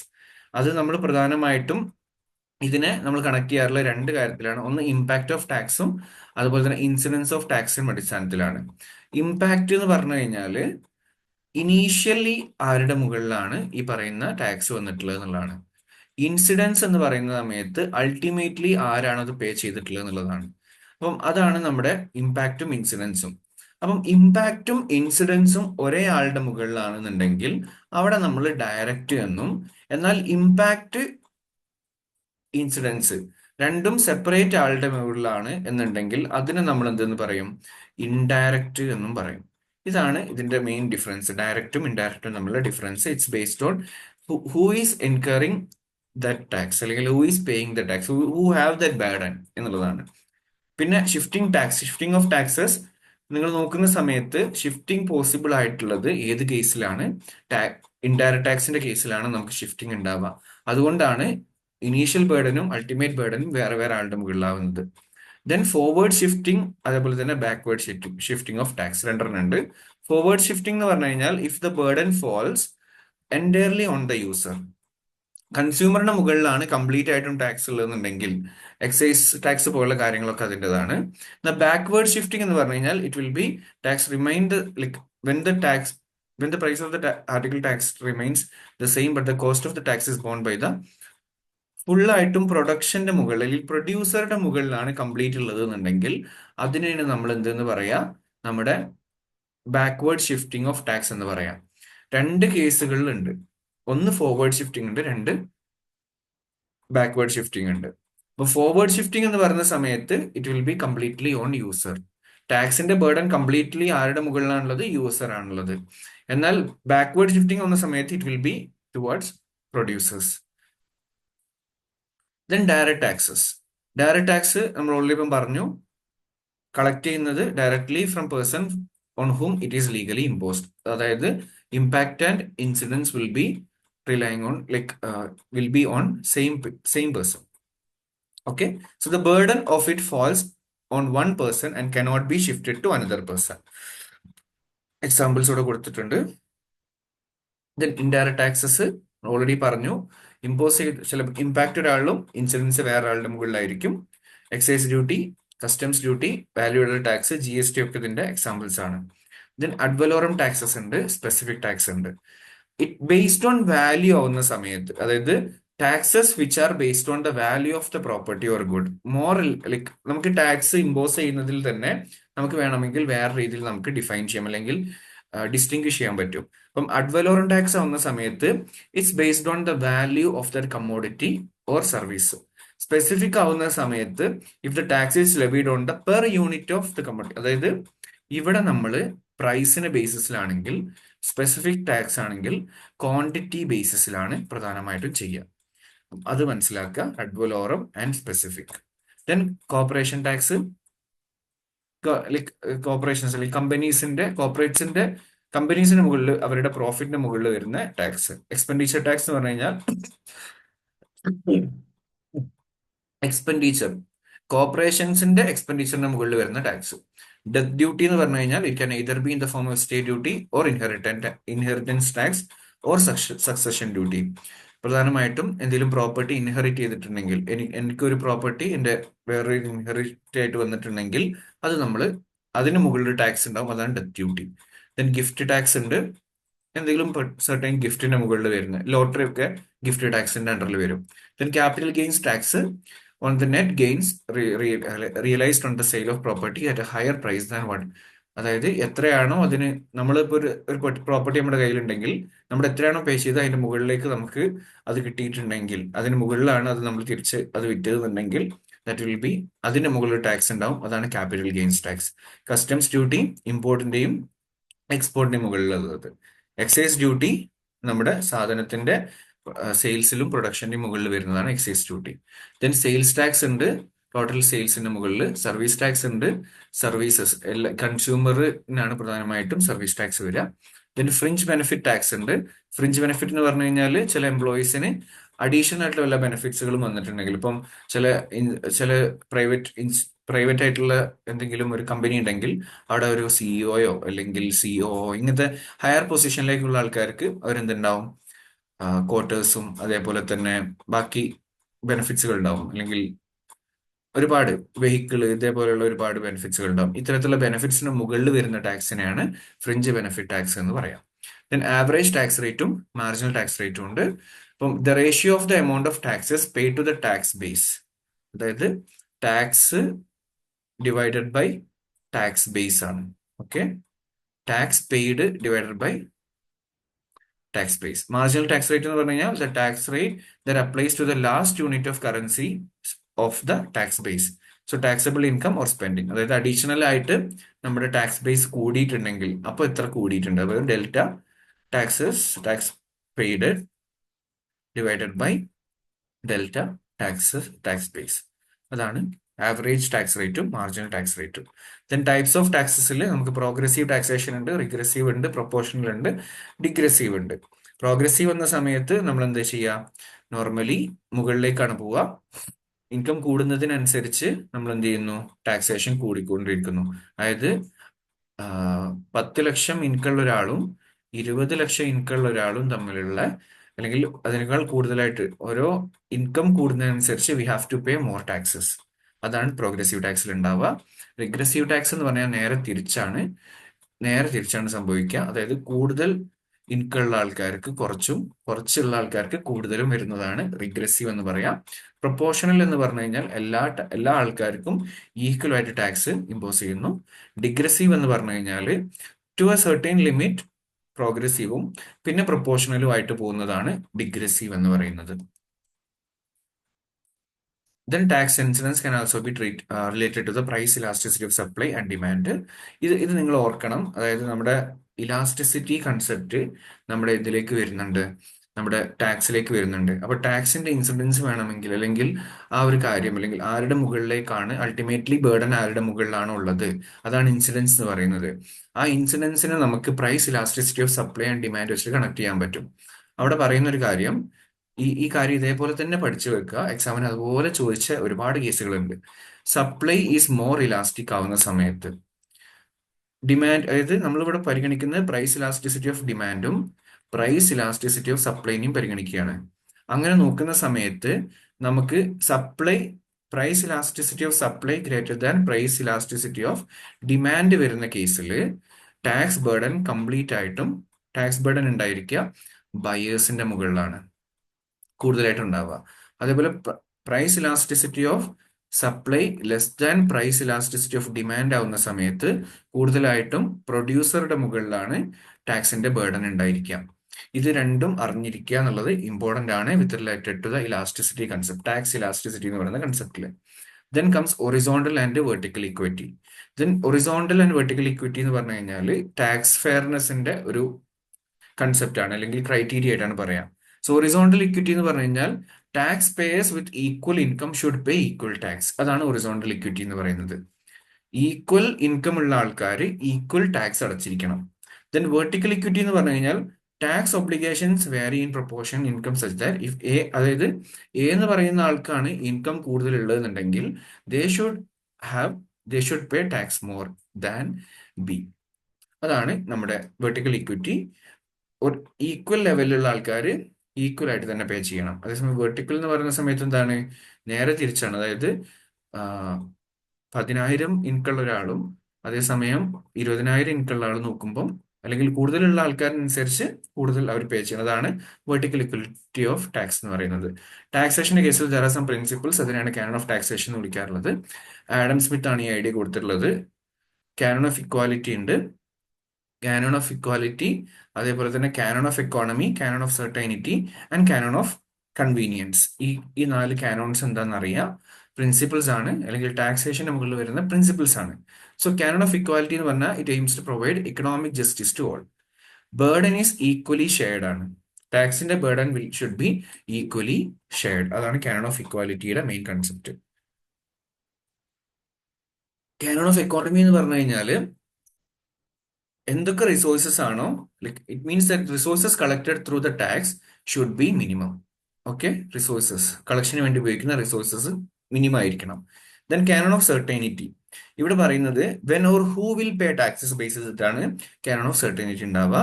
So contributor should be clear of all the information regarding the time of payment, amount to be paid. അപ്പം certainty ആണ്, correct ആയിട്ടുള്ള informations ഇവരിലേക്ക് എത്തിക്കുക എന്നുള്ളതാണ്. Canon of convenience, people should not face inconvenience, അതായത് tax pay ചെയ്യാൻ വേണ്ടിയിട്ട് പ്രത്യേകിച്ച് ഒരു ഇൻകൺവീനിയൻസ് ഉണ്ടാവാൻ പാടില്ല. ദെൻ തിയറീസ് ഓഫ് ടാക്സ്, അതിലാണ് നമുക്ക് physiocratic theory, financial theory, cost of service theory പോലുള്ള തിയറീസ് വരുന്നത്. ആദ്യം ഫിസിയോക്രാറ്റിക് തിയറി എന്ന് പറഞ്ഞു കഴിഞ്ഞാൽ land is the only factor which generate surplus. So tax impose ചെയ്യേണ്ടത് ലാൻഡിന്റെ മുകളിൽ മാത്രമാണ് എന്നുള്ളതാണ് physiocratic theory, and that was the oldest one. Then financial theory, ഇവിടെ പറയുന്നത് ടാക്സ് ഇമ്പോസ് ചെയ്യേണ്ടത് മാക്സിമൈസ് റവന്യൂ എന്നുള്ള ഒരു ഉദ്ദേശത്തോടു കൂടിയാണ്. പ്രധാനമായിട്ടും റവന്യൂ മാക്സിമൈസേഷൻ ആണ് ടാക്സിന്റെ പ്രധാനപ്പെട്ട ഒബ്ജക്റ്റീവ് എന്ന് പറയുന്നതാണ് ഫിനാൻഷ്യൽ തിയറിയുടെ concept. Then cost of service theory എന്ന് പറഞ്ഞു കഴിഞ്ഞാൽ ടാക്സ് പേ ചെയ്യേണ്ടത് as per the cost of service provided by the government. ഇപ്പൊ നമുക്ക് ഗവൺമെന്റിന്റെ അടുത്ത് ഒരുപാട് സർവീസസ് കിട്ടും. ഫോർ എക്സാമ്പിൾ, നമ്മൾക്ക് കിട്ടിയിട്ടുള്ള റോഡ്, അതുപോലെ തന്നെ മറ്റ് ഇൻഫ്രാസ്ട്രക്ചറുകൾ, ഇതെല്ലാം നമ്മുടെ ഗവൺമെന്റിൽ നിന്ന് വരുന്ന സർവീസുകളാണ്. അതിന്റെ മുകളിലുള്ള കോസ്റ്റ് എന്താണോ അതിനടിസ്ഥാനത്തിലാണ് ടാക്സ് വരേണ്ടത്. Then comes theories of distribution of tax burden. അതായത് ഈ പറയുന്ന ടാക്സ് ബേർഡന്റെ ഡിസ്ട്രിബ്യൂഷനെ ബേസ് ചെയ്തിട്ടും തിയറീസ് ഉണ്ട്. അതിലൊന്നാണ് ബെനിഫിറ്റ് പ്രിൻസിപ്പിൾ എന്ന് പറയുന്നത്. അതിനെ നമ്മൾ എന്ത് പറയാറുണ്ട്? കോൺട്രാക്ച്വൽ തിയറി എന്നും പറയാറുണ്ട്. ആൻഡ് ലിൻഡാലാണ് ഈ കൺസെപ്റ്റ് എന്നിട്ടുള്ളത്. ഈ തിയറി പ്രകാരം there is a contractual relationship between the government and the people.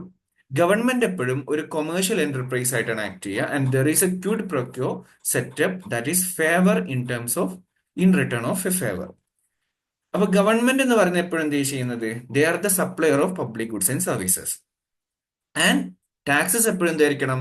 Should be charged in proportion of the benefits. എന്തൊക്കെ ബെനിഫിറ്റ്സ് ആണോ അതാണ് മെയിൻ ആയിട്ട് ബെനിഫിറ്റ് പ്രിൻസിപ്പിൾ ഉദ്ദേശിക്കുന്നത്. What benefit these people have, അതിനെ base ചെയ്തിട്ടായിരിക്കണം tax. Okay. Then ലിൻഡാലിന്റെ theory പ്രധാനമായിട്ടും 3 പ്രോബ്ലത്തിന് സൊല്യൂഷൻസ് നൽകുന്നുണ്ടെന്ന് പറയുന്നത്. ഒന്ന്, decision regarding the extent of state activity. രണ്ട് എന്ന് പറയുന്നത് അലോക്കേഷൻ ഓഫ് പബ്ലിക് എക്സ്പെൻഡിച്ചർ. മൂന്നാമത്തത് tax burden to be shared by all tax payers in economy. Tax ബേർഡനെ ബേസ് ചെയ്തിട്ടും പബ്ലിക് എക്സ്പെൻഡിച്ചറിനെ ബേസ് ചെയ്തിട്ടും സ്റ്റേറ്റ് ആക്ടിവിറ്റിനെ ബേസ് ചെയ്തിട്ടും ദർ ആർ 3 പ്രോബ്ലംസ്. അതിനുള്ള സൊല്യൂഷൻ ആണ് ലിൻഡാല് തരാൻ നോക്കിയിട്ടുള്ളത്. ദെൻ ഓരോ ആൾക്കാരുടെയും എബിലിറ്റി ടു പേക്ക് അനുസരിച്ചിട്ട്, ഇപ്പൊ എന്റെ എബിലിറ്റി എന്താണോ അതിനനുസരിച്ചായിരിക്കണം ഞാൻ പേ ചെയ്യേണ്ടത്. വിച്ച് മീൻസ് എന്റെ ടാക്സബിൾ ഇൻകം എന്താണോ അതിനനുസരിച്ചായിരിക്കണം ഞാൻ പേ ചെയ്യേണ്ടത്. സോ റിച്ചർ ആയിട്ടുള്ള ആൾക്കാർ അവരുടെ മാർജിനൽ യൂട്ടിലിറ്റി ഓഫ് മണി കുറവായിരിക്കും എന്നും, അതേസമയം higher capacity to pay more എന്നുള്ളതാണ്. സോ അവർക്ക് ഇതിപ്പോ റിച്ച് ആയിട്ടുള്ള ആൾക്കാർ, അതേസമയം പൂർ ആയിട്ടുള്ള ആൾക്കാരാണെങ്കിൽ they should be paying less. ഇതാണ് നമ്മുടെ ability to pay theory main concept എന്ന് പറയുന്നത്. So taxes charge were according to the ability to pay of the tax payer. So ഇവിടെ പറയുന്ന സമയത്ത് factors which affects taxes are as follows. ഇനി നമുക്ക് പറയുന്നത് there are some factors which affects the taxes. ഒന്നെന്ന് പറയുന്നത് നമ്മുടെ income, property, consumption expenditure and size of the family. So ഇവിടെ നിങ്ങൾ നോക്കുക, അതായത് നമ്മുടെ ഇൻകത്തിനെ അഫക്ട് ചെയ്യുന്നുണ്ട്, അതുപോലെ പ്രോപ്പർട്ടി ഉണ്ടെങ്കിൽ അതിനെ, consumption expenditure is also affected by the taxes, then size of the family. Then അടുത്ത് നമുക്ക് പറയാനുള്ളത് സാക്രിഫൈസ് പ്രിൻസിപ്പിൾ ആണ്. And it is based on the psychological reaction which varies from person to person. ആൾക്കാർ അല്ലെങ്കിൽ sacrifice principle എന്ന് പറയുന്നതും tax ബേർഡനുമായി ബന്ധപ്പെട്ടുള്ള കാര്യം തന്നെയാണ്. അവിടെ നമുക്ക് പ്രധാനമായിട്ടും സാക്രിഫൈസിൽ equal absolute sacrifice, equal proportional sacrifice, equal marginal sacrifice അല്ലെങ്കിൽ ലീസ്റ്റ് അഗ്രിഗേറ്റ് സാക്രിഫൈസ്, ഈ 3 കൺസെപ്റ്റും ഈ പറയുന്ന സാക്രിഫൈസ് പ്രിൻസിപ്പിളിൽ വരുന്നതാണ്. So what sacrifice you are making, അതായത് ടാക്സ് ബേർഡന്റെ ഭാഗമായിട്ട് എന്ത് സാക്രിഫൈസ് ആണ് നിങ്ങൾക്ക് ഉള്ളത്. അപ്പം ഈക്വൽ അബ്സല്യൂട്ട് സാക്രിഫൈസസിന്റെ ബേസിലാവുന്ന സമയത്ത് total utility of income sacrificed by all tax payers should be equal. അതാണ് equal absolute sacrifice. Total utility of income sacrificed by all tax payers should be equal. Then equal proportional sacrifice എന്ന് പറഞ്ഞു കഴിഞ്ഞാൽ it is less regressive as compared to the equal absolute sacrifice. ഇവിടെ അവർ പറയുന്നത് equal proportional sacrifice suggests that the sacrifices or loss of income utility in tax payment should be proportional to the total income of each taxpayer. Sacrifice അല്ലെങ്കിൽ income യൂട്ടിലിറ്റിയിൽ ഉണ്ടായിട്ടുള്ള കുറവ് അല്ലെങ്കിൽ loss, അതായത് tax പേ ചെയ്യുന്നതിന്റെ ഭാഗമായിട്ട് നമ്മുടെ ഇൻകം യൂട്ടിലിറ്റിയിൽ എന്തെങ്കിലും കുറവ് വന്നിട്ടുണ്ടെങ്കിൽ അതെപ്പോഴും ടോട്ടൽ ഇൻകം ആൾക്കാരുടെ അല്ലെങ്കിൽ ഈച്ച് ടാക്സ് പേയറുടെ ടോട്ടൽ ഇൻകവുമായിട്ട് പ്രൊപ്പോർഷനേറ്റ് ആയിരിക്കണം. ദെൻ അവിടെ നമ്മൾ പറയുന്നത് sacrifice of X should be divided by total income of X divided by is equal to sacrifice of Y divided by total income of Y. Sacrifice equal ആയിരിക്കണം, equally proportional ആയിരിക്കണം. അതാണ് പ്രധാനമായിട്ടും equal proportional sacrifice എന്ന് പറയുന്നത്. Then equal marginal sacrifice അല്ലെങ്കിൽ least aggregate sacrifice, ഇതിനെയാണ് ഏറ്റവും progressive. വേണമെങ്കിൽ എക്സാമിന് ചോദിക്കാം, which of the following is most progressive form of taxation. അവിടെ നിങ്ങൾ മനസ്സിലാക്കണം, ഈക്വൽ മാർജിനൽ സാക്രിഫൈസ് ആണ് ഏറ്റവും പ്രോഗ്രസീവ് ആയിട്ടുള്ളത്. അതേസമയം ഈക്വൽ അബ്സല്യൂട്ട് സാക്രിഫൈസിനേക്കാൾ റിഗ്രസീവ് ആണ് നമ്മുടെ equal proportional sacrifice. Equal absolute സാക്രിഫൈസിനേക്കാൾ കൂടുതൽ പ്രോഗ്രസീവ് ആണ് നമ്മുടെ ഈക്വൽ മാർജിനൽ സാക്രിഫൈസ് എന്ന് പറയുന്നത്. ഇവിടെ പറയുന്നത് മാർജിനൽ യൂട്ടിലിറ്റി ഓഫ് ഇൻകത്തിന്റെ അടിസ്ഥാനത്തിലാണ്. Sacrifice by the all tax payers should be the same. Thus marginal sacrifices of X should be equal to marginal sacrifices of Y. അതാണ് നമ്മുടെ ഈക്വൽ മാർജിനൽ സാക്രിഫൈസിന്റെ കൺസെപ്റ്റ് എന്ന് പറയുന്നത്. ഈ ടാക്സ് ഇമ്പോസ് ചെയ്യുമ്പോൾ tax കൂടിക്കഴിഞ്ഞാൽ അതിൽ നിന്ന് ഡിറൈവ് ചെയ്യുന്ന നമ്മുടെ അഡീഷണൽ ആയിട്ടുള്ള യൂട്ടിലിറ്റി ഉണ്ട്. ആ യൂട്ടിലിറ്റി എന്ന് പറയുന്നതിനെയാണ് മാർജിനൽ സാക്രിഫൈസ് എന്നുള്ള ഇതിൽ വിളിക്കുന്നത്. ആ marginal sacrifice should be equal. അത് എക്സ് ആണെങ്കിലും വൈ ആണെങ്കിലും ഇറ്റ് ഷുഡ് ബി ഈക്വൽ. രണ്ടുപേരുടെയും ഇൻകം കൂടിയിട്ടുണ്ടാവും, രണ്ടും കൂടുതലായിട്ട് ടാക്സ് അടയ്ക്കുന്നുണ്ടാവും. ആ കൂടുതലായിട്ട് അടയ്ക്കുന്നതിന്റെ ഭാഗമായിട്ട് വരുന്ന സാക്രിഫൈസ് എന്ന് പറയുന്നത് ഇറ്റ് ഷുഡ് ബി ഈക്വൽ. അതാണ് ഈക്വൽ മാർജിനൽ സാക്രിഫൈസിൽ പറയുന്ന കൺസെപ്റ്റ്. ദെൻ ടാക്സേഷന്റെ ബേസിലാണ് there are some modern views. അതിൽ മസ്ഗ്രേവ് എന്നിട്ടുള്ളതാണ് മോഡേൺ വ്യൂ. ആൻഡ് ഇവർ പറയുന്നത് ഡിസ്ട്രിബ്യൂഷണൽ സൈഡിനെയാണ് ഇമ്പോർട്ടൻസ് കൊടുത്തിട്ടുള്ളത്. So distribution of income available for private use because of policies, taxation and expenditure. 3 എഫക്റ്റുകളാണ് പറയുന്നത് ഡിസ്ട്രിബ്യൂഷൻ സൈഡുമായി ബന്ധപ്പെട്ട് നോക്കുമ്പോൾ. Available resources for public and private expenditure changes, output can be affected, and finally change in the distribution of income. ഈ 3 കാര്യങ്ങളാണ് Musgrave modern views on ടാക്സേഷനിൽ പറയുന്നത്. 3 എഫക്റ്റുകൾ ഉണ്ട് taxation. ഒന്ന് പറയുന്നത് എന്താണ്? Available resources for public and private expenditure change ആവും. അതുപോലെ തന്നെ ഔട്ട്പുട്ട് എന്ത് ചെയ്യും? അഫക്റ്റ് ചെയ്യപ്പെടും. അതേപോലെ തന്നെ ചേഞ്ച് ഉണ്ടാവും എന്തില്? ഡിസ്ട്രിബ്യൂഷൻ ഓഫ് ഇൻകത്തിൽ ചേഞ്ചസ് ഉണ്ടാവും. ദെൻ മെഷേഴ്സ് ഓഫ് ഇൻസിഡൻസ്, ഇതും മസ്ഗ്രേവിൻ്റെതാണ്. ലോറൻസ് കർവിലൂടെയാണ് ഇവർ എക്സ്പ്ലെയിൻ ചെയ്യുന്നത്. And it is the ratio between coefficient of equality after budgetary change and coefficient of equality before budgetary change.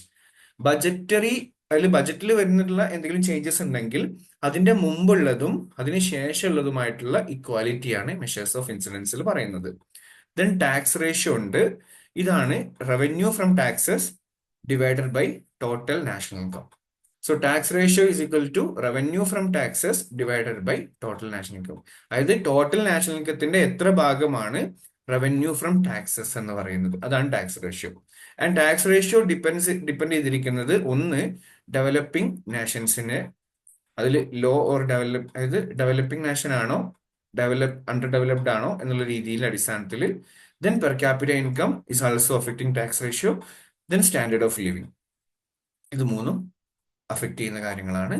Then tax buoyancy. ഇവിടെ യഥാർത്ഥത്തിൽ പറയുന്ന percentage change in tax income or revenue divided by percentage increase in G. അതായത് GDP-യിൽ എന്തെങ്കിലും percentage increase ഉണ്ടായിട്ടുണ്ടെങ്കിൽ ആ ഇൻക്രീസും അതിന്റെ എത്ര ഭാഗമാണ് percentage change in tax income, അതാണ് ടാക്സ് ബുയൻസിയിൽ എക്സ്പ്ലെയിൻ ചെയ്യുന്നത്. And tax income can be increased by using following measures. ഒന്നെന്ന് പറയുന്നത് increase in tax rate, 2 widen tax coverage, 3 expansion of tax base. Then elasticity of taxation. ഇവിടെ പറയുന്നത് change in revenue due to change in income ആണ് main ആയിട്ടും പറയുന്നത്. Percentage change in tax revenue divided by percentage change in income.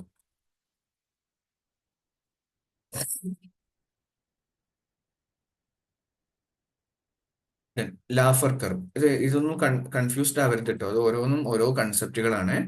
ഒന്നുകൂടി ഞാൻ പറയാം. Tax ratio എന്ന് പറഞ്ഞ സമയത്ത് ടോട്ടൽ നാഷണൽ ഇൻകത്തിന്റെ എത്ര ഭാഗമാണ് റവന്യൂ ഫ്രം ടാക്സസ്, അതാണ് ടാക്സ് റേഷ്യോ.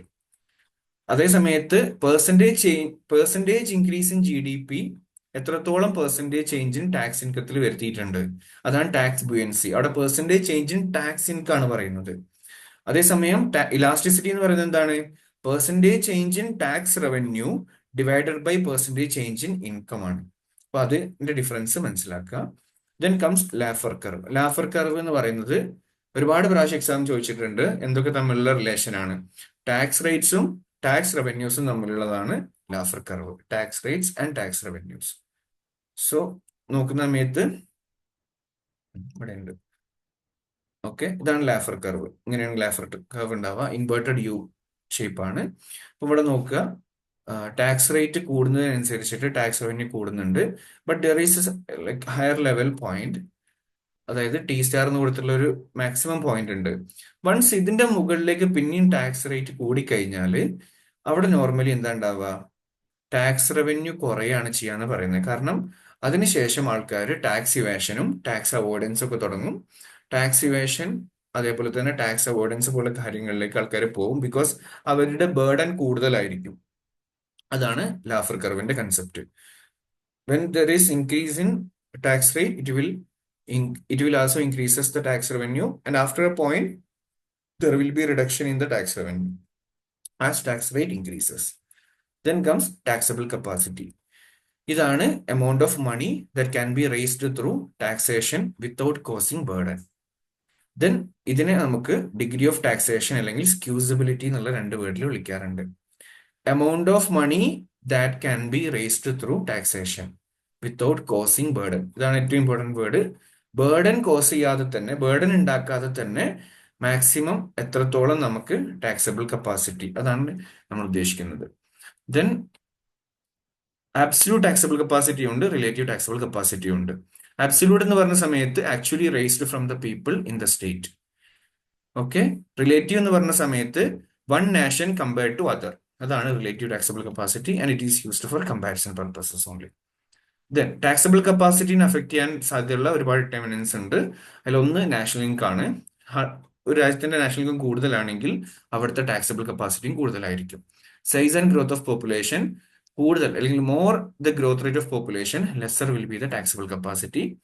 അപ്പം സൈസ് ആൻഡ് ഗ്രോത്ത്, അതായത് നാഷണൽ ഇൻകവും ടാക്സബിൾ കപ്പാസിറ്റി തമ്മിലൊരു പോസിറ്റീവ് റിലേഷൻ ആണെങ്കിൽ size and growth of population തമ്മിലൊരു നെഗറ്റീവ് റിലേഷൻ ആണുള്ളത്. അതുപോലെ ഇൻകം ഡിസ്ട്രിബ്യൂഷൻ അൺഈക്വൽ ആയിട്ടുള്ള ഡിസ്ട്രിബ്യൂഷൻ ആണെങ്കിൽ കൂടുതൽ ടാക്സസ് റൈസ് ചെയ്യാൻ പറ്റും. അതേസമയം ഈക്വൽ ആയിട്ടുള്ള ഡിസ്ട്രിബ്യൂഷൻ ആവുന്ന സമയത്ത് അത് പറ്റില്ല എന്നുള്ളതാണ് പറയുന്നത്. പാറ്റേൺ ഓഫ് ടാക്സേഷനിൽ സിംഗിൾ ടാക്സ് സിസ്റ്റം ആണ് ഒരു എക്കോണമിയിൽ ഉള്ളതെന്ന് വിചാരിക്കുക, ടാക്സബിൾ കപ്പാസിറ്റി കുറവായിരിക്കും. അതേസമയം എക്കോണമിയിൽ മൾട്ടിപ്പിൾ ടാക്സ് സിസ്റ്റംസ് ആണെങ്കിൽ ടാക്സബിൾ കപ്പാസിറ്റി കൂടുതലായിരിക്കും. ഇതിന് എക്കണോമിക് കണ്ടീഷൻസ് വെച്ച് നോക്കുമ്പോൾ ബൂമിന്റെ പീരീഡിൽ ടാക്സബിൾ കപ്പാസിറ്റി കൂടുതലും ഡിപ്രഷൻ റിസഷന്റെ പീരീഡിൽ ടാക്സബിൾ കപ്പാസിറ്റി ലോയും ആയിരിക്കും. Then stability of income, income stable ആണെങ്കിൽ ടാക്സബിൾ കപ്പാസിറ്റി കൂടുതലായിരിക്കും, ഇൻകം കുറവാണെങ്കിൽ ടാക്സബിൾ കപ്പാസിറ്റി കുറവായിരിക്കും.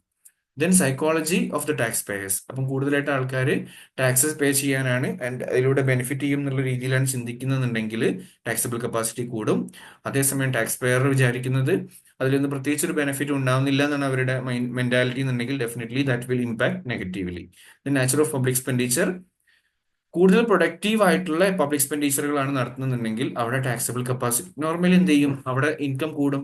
സോ ഇൻകം കൂടിക്കഴിഞ്ഞാൽ, നാഷണൽ ഇൻകം കൂടിക്കഴിഞ്ഞാൽ ഡെഫിനറ്റ്ലി ടാക്സബിൾ കപ്പാസിറ്റി കൂടുന്ന ഒരു കേസാണ് ഉണ്ടാവുക. So the taxable capacity can be measured by the following method. ഒന്ന് personal aggregate income method, production method. ഈ രണ്ടെണ്ണമാണ് പ്രധാനമായിട്ടും യൂസ് ചെയ്യാറുള്ളത്. Taxable capacity, personal aggregate income method, അതായത് sum total of personal income of individual. Production method, net production of different sectors and judge the taxable capacity. Then comes effects of taxation. അതിൽ പ്രൊഡക്ഷനിൽ എന്തൊക്കെ effect വരുന്നുണ്ട് എന്നുള്ളതാണ് ആദ്യം പറയുന്നത്. അതിലാണ് effect of taxation following വേസിൽ ഉണ്ടാവാം. ഒന്ന്, effect on the ability to work, save and invest. Taxation normally എന്ത് ചെയ്യും, കൺസംഷനും സേവിങ്സും റെഡ്യൂസ് ചെയ്യിക്കാനാണ് സാധ്യത and capacity of the individual. And taxation alters the capacity to save and invest in a negative way. So taxation വന്നു കഴിഞ്ഞാൽ negative ആയിട്ടുള്ള impact ആണ് പ്രൊഡക്ഷൻ ഉണ്ടാവുക എന്നുള്ളതാണ്.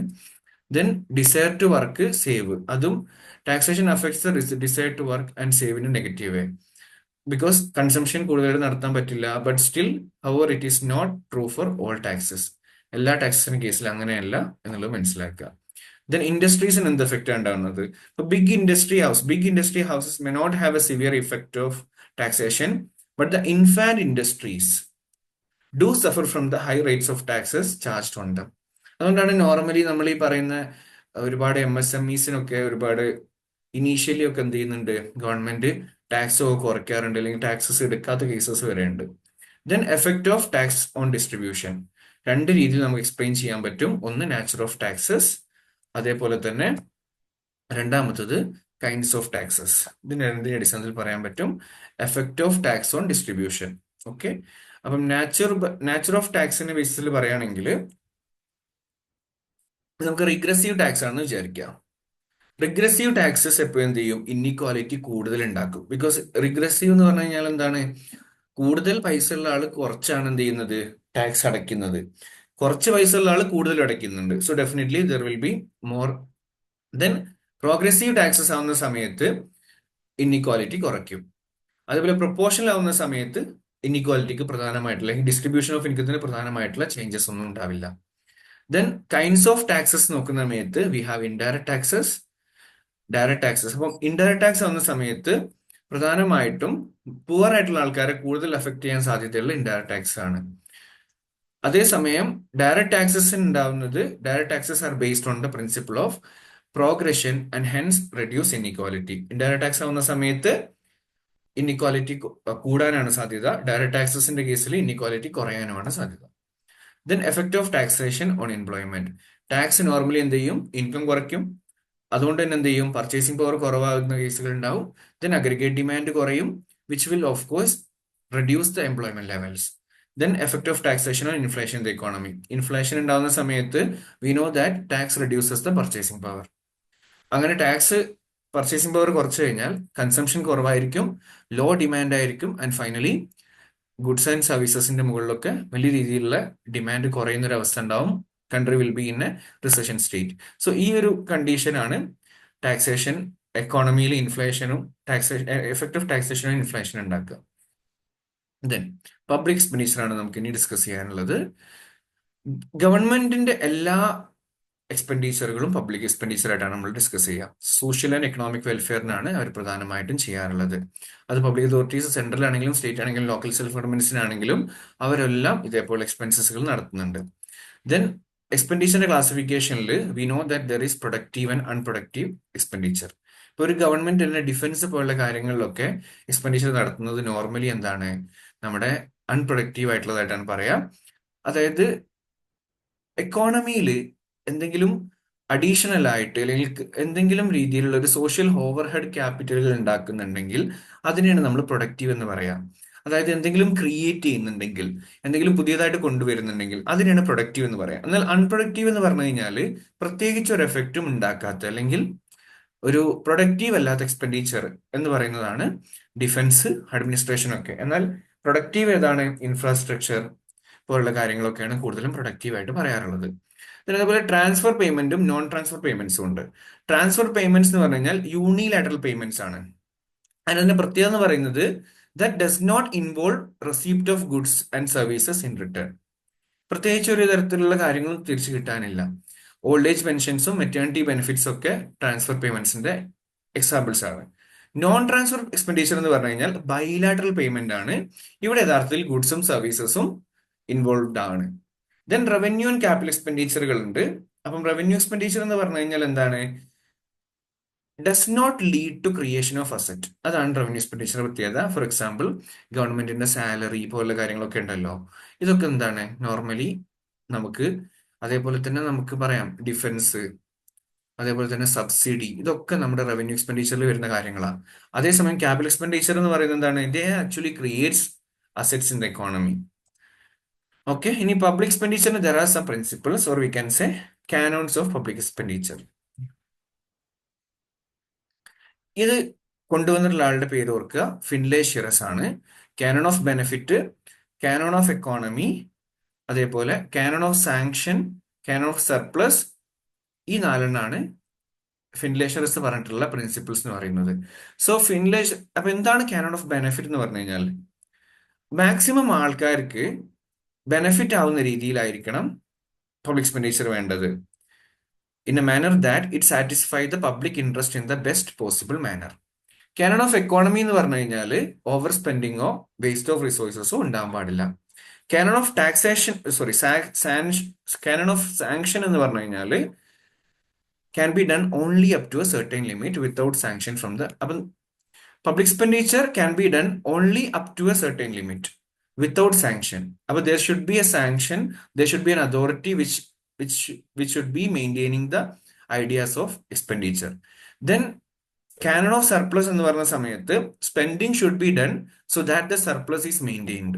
So enough money should be there. Okay, എന്തെങ്കിലും ഒരു എക്സ്പെൻഡിച്ചർ നടത്തുന്നുണ്ടെങ്കിൽ അതിന് correct ആയിട്ടുള്ള ഇനഫ് മണി ഉണ്ടായിരിക്കുക എന്നുള്ളതാണ് കാനോൺ ഓഫ് സർപ്ലസിന്റെ മെയിൻ ഐഡിയ. ദെൻ പബ്ലിക് എക്സ്പെൻഡിച്ചറിന് ദർ ആർ സം തിയറീസ്. അതിൽ ഒന്നാമത്തതാണ് വാഗ്നറിന്റെ law of increasing state activities. 1880 1835 1917 പീരീഡിലുള്ള ഒരു കൺസെപ്റ്റ് ആണ്, അല്ലെങ്കിൽ പീരീഡുള്ള കാര്യമാണ് ഇവിടെ ഡിസ്കസ് ചെയ്തിരുന്നത്. And he identified that public expenditure increases role of the as the public expenditure increases, role of the public sector also increases. And due to these governmental activities, its role becomes more important as compared to the private sector. So thus, income elasticity of government services is greater than 1, implying that the level of government services changes more than the level of output in the economy. അപ്പൊ നിങ്ങളിവിടെ മനസ്സിലാക്കേണ്ട കാര്യം, during the process of economic development, okay, government expenditure increase ചെയ്യണം more than proportionally as compared to the per capita community output. ഗവൺമെന്റിന്റെ അല്ലെങ്കിൽ ഓരോ എക്കോണമിയുടെയും output എത്രയാണോ ഔട്ട് ഇൻക്രീസ് ചെയ്യുന്നതിന്റെ ഭാഗം അല്ലെങ്കിൽ അതിനേക്കാൾ കൂടുതലായിട്ട് എക്സ്പെൻഡിച്ചർ കൂടിക്കൊണ്ടിരിക്കണം, അല്ലെങ്കിൽ ഗവൺമെന്റിന്റെ ആക്ടിവിറ്റീസ്, എക്കണോമിക് ആക്ടിവിറ്റീസ് കൂടുതലായിരിക്കണം എന്നുള്ളതാണ് ഇവിടുത്തെ main concept. So government's role both intensively and extensively increases over a period of time. Then Peacock Wiseman പറയുന്നത് ഇവിടെയാണ്, ലൈക്ക് ഇവിടെ യഥാർത്ഥത്തിൽ ഒരു ഡയറക്റ്റ് ആയിട്ടുള്ള എഫക്റ്റ് ആണ് ഔട്ട്പുട്ടും ഇതുള്ളതെന്നുണ്ടെങ്കിൽ, നമ്മൾ പീകോക്ക് വൈസ്മാനിലേക്ക് എത്തുന്ന സമയത്ത് അവർ പറയുന്നത് ഇതൊരു സ്റ്റെപ്പ് ലൈക്ക് ഫാഷനിലാണ് പോകേണ്ടത് എന്നുള്ളതാണ്. There should be a period for each and everything. So theory originated 1890s growth of public expenditure in UK. ഇവർ പറയുന്ന പ്രധാനമായിട്ടും public expenditure does not increase in a smooth manner. എന്നാൽ ഇൻക്രീസ് ചെയ്യും smooth മാനറിലാണെന്നാണ് Wagner പറയുന്നുണ്ടെങ്കിൽ, ഇവിടെ പറയുന്നത് ഒരു ജേർക്കി ആൻഡ് സ്റ്റെപ്പ് ലൈക്ക് ഫാഷനിലാണ് നമ്മുടെ പബ്ലിക് എക്സ്പെൻഡിച്ചർ ഇൻക്രീസ് ചെയ്യുക. ആൻഡ് 3 എഫക്റ്റുകളാണ് ഇവിടെ പറയുന്നത്. There are 3 effects in because of public expenditure. ഒന്ന് എന്ന് പറയുന്നത് ഡിസ്പ്ലേസ്മെന്റ് എഫക്റ്റ് ആണ്, 2 ഇൻസ്പെക്ഷൻ എഫക്റ്റ് ആണ്, 3 കോൺസെൻട്രേഷൻ എഫക്റ്റ് ആണ്. സോ ഡിസ്പ്ലേസ്മെന്റ് എഫക്റ്റ് എന്ന് പറഞ്ഞു കഴിഞ്ഞാൽ any kind of social disturbances leads to rise in expenditure and taxation. അതാണ് ഡിസ്പ്ലേസ്മെന്റ് എഫക്റ്റ് പറയുന്നത്. സോ എന്തെങ്കിലും ഒരു സോഷ്യൽ ഡിസ്റ്റർബൻസ് ഉണ്ടായി കഴിഞ്ഞാൽ അത് നോർമലി എന്തിലേക്ക് നയിക്കും? എക്സ്പെൻഡിച്ചറും ടാക്സേഷനും കൂട്ടും. So it is simply the movement from previous level of expenditure and taxation to a new and higher level. അതാണ് ഡിസ്പ്ലേസ്മെന്റ് എഫക്റ്റ് എന്ന് പറയുന്നത്. പ്രീവിയസ് ലെവൽ ടാക്സേഷനിൽ നിന്ന് ഹയർ ലെവലിലേക്ക് എന്ത് ചെയ്യുന്നു? ടാക്സേഷൻ മാറുന്നതിനാണ് ഡിസ്പ്ലേസ്മെന്റ് എഫക്റ്റ് എന്ന് പറയാം. ഇൻസ്പെക്ഷൻ എഫക്റ്റ് എന്ന് പറഞ്ഞു കഴിഞ്ഞാൽ ഗവൺമെന്റ് എന്ത് ചെയ്യുന്നു? എക്സ്പെൻഡിച്ചർ ഇൻക്രീസ് ചെയ്യുന്നു due to involvement in other activities. That is government will find new areas to operate. അതാണ് inspection. They will be considering new areas. They will be identifying new areas where they can operate the expenditure part. Then concentration effect. ഇവിടെയാണ് central ഗവൺമെന്റിന്റെ activities increase ചെയ്യുന്നുള്ളതും at a faster rate than the state government or local bodies. അതാണ് concentration. അതായത് central government activities ആണ് increase ചെയ്യുക rather than state ഗവൺമെന്റ്സിന്റെയോ അല്ലെങ്കിൽ local ബോഡീസിന്റെയോ നേക്കാൾ കൂടുതൽ. അടുത്ത് പറയുന്നത് കോളിംഗ് ക്ലർക്ക് ഹൈപ്പോത്തസിസ് ആണ്. ക്രിട്ടിക്കൽ ലിമിറ്റ് ഹൈപ്പോത്തസിസ് എന്ന് പറയും. അതായത് the optimum level of expenditure ആണ് ഇവിടെ പറയുന്നത്. There should be a maximum level of expenditure. Total economic activity എന്താണോ അതിന്റെ like government expenditure is like if government expenditure is more than 25% of the total economic activity, total GDP അല്ലെങ്കിൽ total ഔട്ട്പുട്ടിന്റെ 25% മുകളിലാണെങ്കിൽ that will result in inflation എന്നുള്ളതാണ് Colin ക്ലർക്കിന്റെ hypothesis. അപ്പൊ Colin Clark തന്നിട്ടുള്ള എന്താണ്? ഒരു പെർട്ടിക്കുലർ ലിമിറ്റ്, ക്രിട്ടിക്കൽ ലിമിറ്റ് ഉണ്ട്. ആ ലിമിറ്റിന്റെ മുകളിലേക്ക് എക്സ്പെൻഡിച്ചർ പോകാൻ പാടില്ല. And he identified it as 25%. Then expenditure increase ചെയ്യുന്ന സമയത്ത് നോർമലി എന്താ സംഭവിക്കുക? ഡിമാൻഡ് ഇൻക്രീസ് ചെയ്യും. ആൻഡ് ഡിമാൻഡ് ഇൻക്രീസ് ചെയ്ത് കഴിഞ്ഞാൽ ഡെഫിനറ്റ്ലി എന്ത് ചെയ്യും? പ്രൈസ് ഇൻക്രീസ് ചെയ്യും. And that will be called as like that's what critical limit hypothesis മെന്റ്. ദെൻ പിഗുവിന്റെ ability to pay concept. So ഗുഡ്സും സർവീസസും പ്രൊവൈഡ് ചെയ്യുന്നത് it should be charged a fee to cover the cost of production. So conditions in public expenditure can be larger. അവിടെയാണ് greater the aggregate income, new opportunity for expenditure by the government, greater the concentration of income with few rich. പിഗുവിന്റെ ability to പേയിൽ പറയുന്നത് കൂടുതലായിട്ടും എന്താ ചെയ്യേണ്ടത്? Goods and services provided, എന്തൊക്കെയാണ് government കൊടുക്കുന്ന goods and സർവീസസും there should be a fee. Okay, they should charge a fee to cover the cost of production. അതാണ് പിഗുവിന്റെ എബിലിറ്റി ടു പേയിൽ മെയിൻ ആയിട്ടും പറയുന്നത്. Then voluntary exchange theory by Lindahl in 1930 1919. ഇവിടെ പറയുന്നത് price mechanism of public goods does not exist because they are jointly consumed. അതായത് price mechanism, public ഗുഡ്സിന്റെ price mechanism exist ചെയ്യുന്നില്ല because they are jointly consumed. If such goods are supplied, all members will consume it irrespective of who pays for it and who not paid. So voluntary exchange theory പ്രധാനമായിട്ടും ലിൻഡാലാണ് പറയുന്നത്. ഇവർ പറയുന്ന ഒരു കാര്യം, ഈ ഏതെങ്കിലും ഗുഡ്സ് സപ്ലൈ ചെയ്തിട്ടുണ്ടെങ്കിൽ എല്ലാവരും കൺസ്യൂം ചെയ്യും. അതൊരു ജോയിന്റ് കൺസംഷനെ കുറിച്ചാണ് വോളണ്ടറി എക്സ്ചേഞ്ച് തിയറിയിൽ പറയുന്നത്. സോ ജോയിന്റ് ആയിട്ടുള്ള കണക്ഷനിലേക്ക് നമ്മൾ ഈ പബ്ലിക് എക്സ്പെൻഡിച്ചറിലേക്ക് എത്തുന്നുണ്ട്, respective of who pays for it and who not. അതാണ് വോളണ്ടറി എക്സ്ചേഞ്ച് തിയറിയിൽ പറയുന്നത്. ദെൻ സാമുവൽസിന്റെ തിയറി പറയുന്നത് public goods are provided collectively and can be provided by private entrepreneurs. Then Johansen പറയുന്നത് intends to apply fiscal theory to partial problems and specific issues. ഗവൺമെന്റിന്റെ അല്ലെങ്കിൽ എക്കോണമിയുടെ partial പ്രോബ്ലംസും specific ആയിട്ടുള്ള ഇഷ്യൂസിനെയും ലേക്കും focus ചെയ്യാനാണ് ജോഹാൻസൺ തിയറി നോക്കിയിരുന്നത്. Then public expenditure have some effects. അപ്പൊ ഒന്നാമത്തെ distribution effect ആണ്. അപ്പൊ പബ്ലിക് എക്സ്പെൻഡിച്ചർ നോർമലി എന്ത് ചെയ്യും? ഇൻഇക്വാലിറ്റീസ് റെഡ്യൂസ് ചെയ്യും by providing public goods services which are common to all. Then effect on production. Public expenditure എന്ന് പറയുന്നത് എപ്പോഴും ഒരു പോസിറ്റീവ് ഇമ്പാക്റ്റ് ആണ് പ്രൊഡക്ഷൻ ഉണ്ടാവുക. Because workers will be able to save more, hence demand more and thus increase the production activities in the economy. Then growth effects. Public expenditure increase ചെയ്ത് കഴിഞ്ഞാൽ demand for goods increase ചെയ്യും.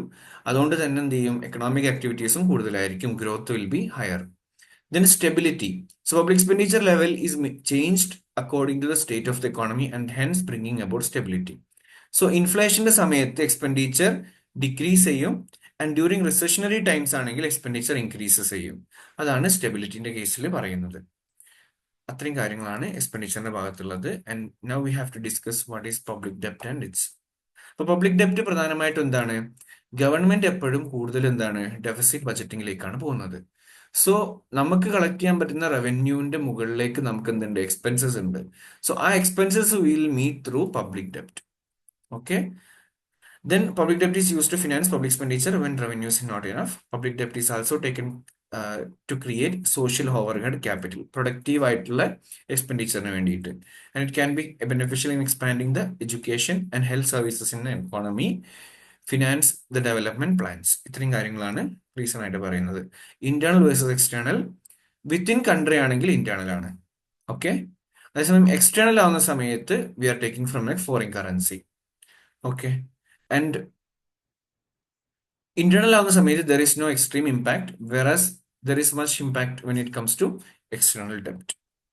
Because അവരുടെ നമ്മുടെ BOP, foreign exchange reserve, ഇതിലൊക്കെ മാറ്റങ്ങൾ ഉണ്ടാവാൻ കാരണമാവും. Then productive versus unproductive ഡെപ്റ്റ്. പ്രൊഡക്റ്റീവ് ഡെപ്റ്റ് എന്ന് പറഞ്ഞു കഴിഞ്ഞാൽ എന്താണ്?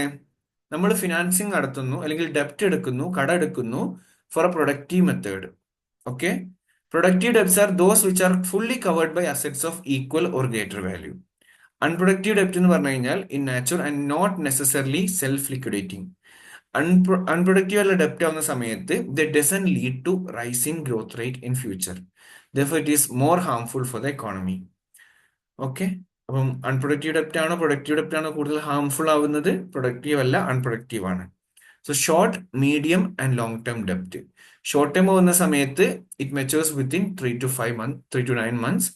The rate of interest is low on such ഡെപ്റ്റ്. ഓക്കെ. ഷോർട്ട് ടേം ഡെപ്റ്റിന്റെ റേറ്റ് ഓഫ് ഇൻട്രസ്റ്റ് കുറവായിരിക്കും. Then in India, the most common example of short-term debt is the treasury bills. അപ്പം ഏറ്റവും കോമൺ ആയിട്ടുള്ള ഒരു ഷോർട്ട് ടൈം മെത്തേഡ് ആണ് 91 ഡേയ്സിന്റെയും 182 ഡേയ്സിന്റെയും അതേപോലെ 364 ഡേയ്സിന്റെ ഒക്കെ ട്രഷറി ബിൽസ് എന്ന് പറയുന്നത്. സോ നോർമലി ഷോർട്ട് ടൈം ഡെപ്റ്റ് എന്ന് പറയുന്നത് it matures within 3 to 9 or we can say up to 1 year. Okay.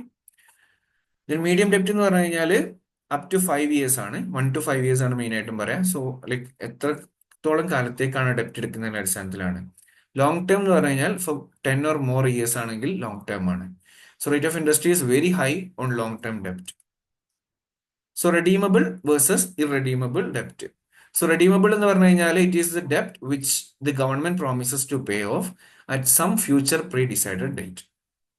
Irredeemable എന്ന് പറഞ്ഞു കഴിഞ്ഞാൽ there is no pre-decided maturity date for irredeemable debt.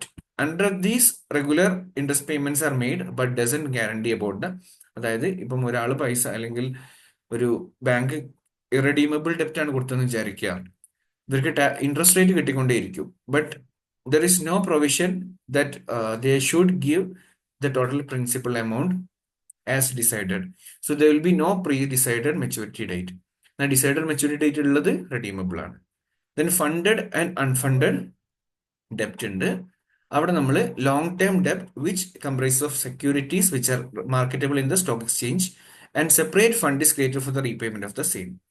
Unfunded ആവുന്ന സമയത്ത് ഷോർട്ട് ടേം ഡെപ്റ്റ് ആണ് which incurred always in anticipation of public revenue, a temporary measure to meet current needs. Then ഇതുമായി ബന്ധപ്പെട്ട് we have direct money burden, direct real burden, indirect money burden and indirect real burden. Okay.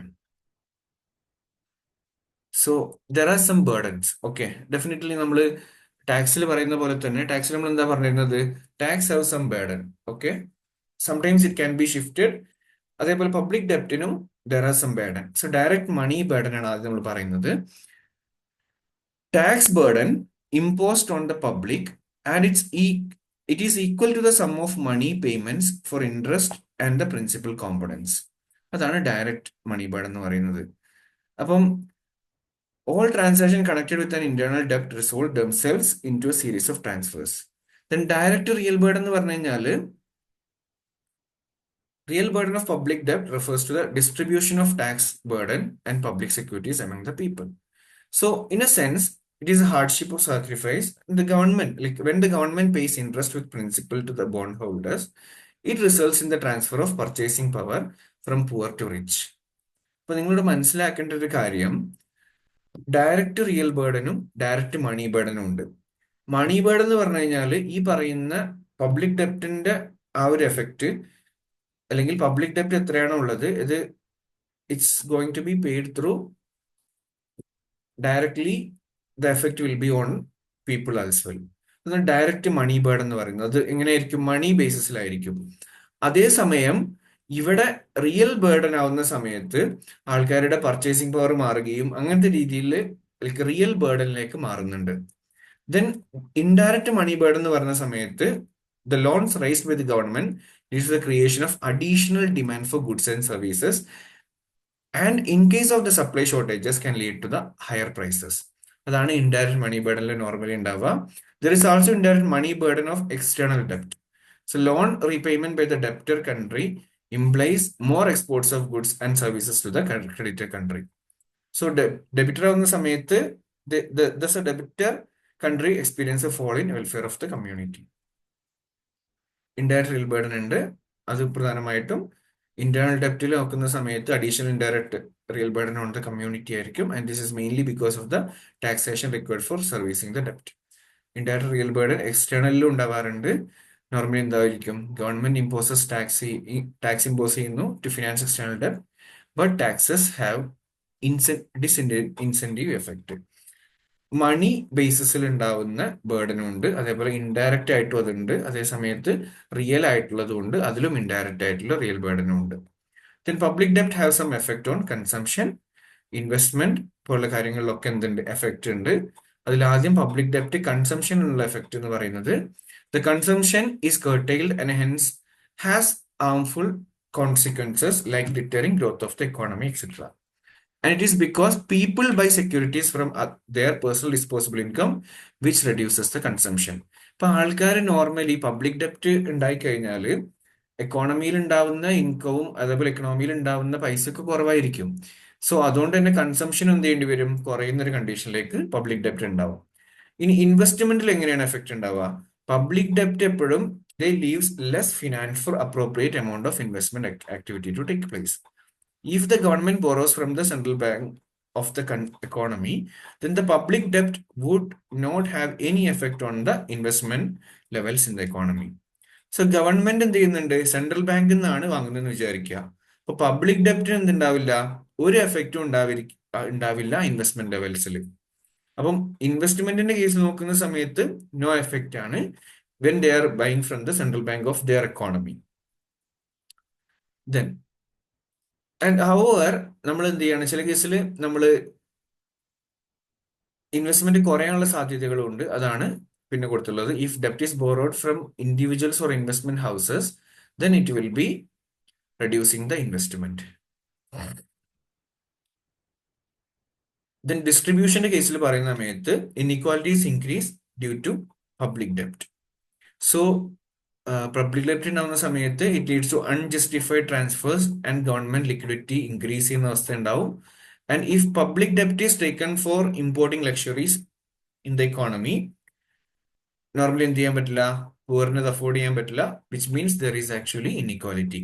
So public ഡെപ്റ്റും ഇൻഇക്വാലിറ്റിയും തമ്മിൽ ഒരു negative effect ഉണ്ട്. Then private സെക്ടറിന്റെ കേസിൽ നോക്കുന്ന സമയത്ത് ഗവൺമെന്റ് യൂസസ് പബ്ലിക് ഡെപ്റ്റ് to purchase goods from the private sector and it will lead to rise in demand and hence boost the economy. Then അടുത്ത പബ്ലിക് ഡെപ്റ്റ് മാനേജ്മെന്റ് ആണ്. അതിനു വേണ്ടിയിട്ടുള്ള ചില പ്രിൻസിപ്പിൾസ് ആണ് അവിടെ കൊടുത്തിട്ടുള്ളത്. പബ്ലിക് ഡെപ്റ്റ് എങ്ങനെയാണ് മാനേജ് ചെയ്യേണ്ടത് അതിനുള്ള പ്രിൻസിപ്പിൾസ് ആണ്. കോസ്റ്റ് ഓഫ് ഡെപ്റ്റ് serving should be minimum. Bond or security should be on attractive terms. Public debt servicing should be in sync with monetary and fiscal policy. Debt should be repaid as soon as possible. Period of maturity should be wisely chosen. Then, public ഡെപ്റ്റ്, ഇന്ത്യയിലുള്ള public ഡെപ്റ്റ് manage ചെയ്യാനുള്ള remedies ആണ് പറയുന്നത്. ഒന്ന്, primary deficit കുറയ്ക്കുക. അതായത് നമുക്കറിയാം പ്രൈമറി ഡെഫിസിറ്റ് എന്ന് പറയുന്ന സമയത്ത് it is something which reduce already. നമുക്കറിയാം we have already reduce the interest payments. Interest payment കുറച്ചിട്ടുള്ള ഭാഗമാണ് പ്രൈമറി ഡെഫിസിറ്റ് എന്ന് പറയുന്നത്. സോ അഗെയിൻ അത് കുറയുന്ന അല്ലെങ്കിൽ പബ്ലിക് ഡെപ്റ്റ് കുറയുന്ന ഒരു കേസിലുണ്ടാവും. So the reduction in primary ഡെപ്റ്റ് should be done in 2 steps. ഒന്നെന്ന് പറഞ്ഞ് ഗ്രോത്ത് റേറ്റ് ഓഫ് ഡെപ്റ്റ് റേഷ്യോ കുറയ്ക്കുക. രണ്ടെന്ന് പറഞ്ഞ് റവന്യൂ ജനറേഷൻ ഇൻക്രീസ് ചെയ്യുക. പിന്നെ reduction in growth of current expenditure ആണ് അടുത്ത മെത്തേഡ്.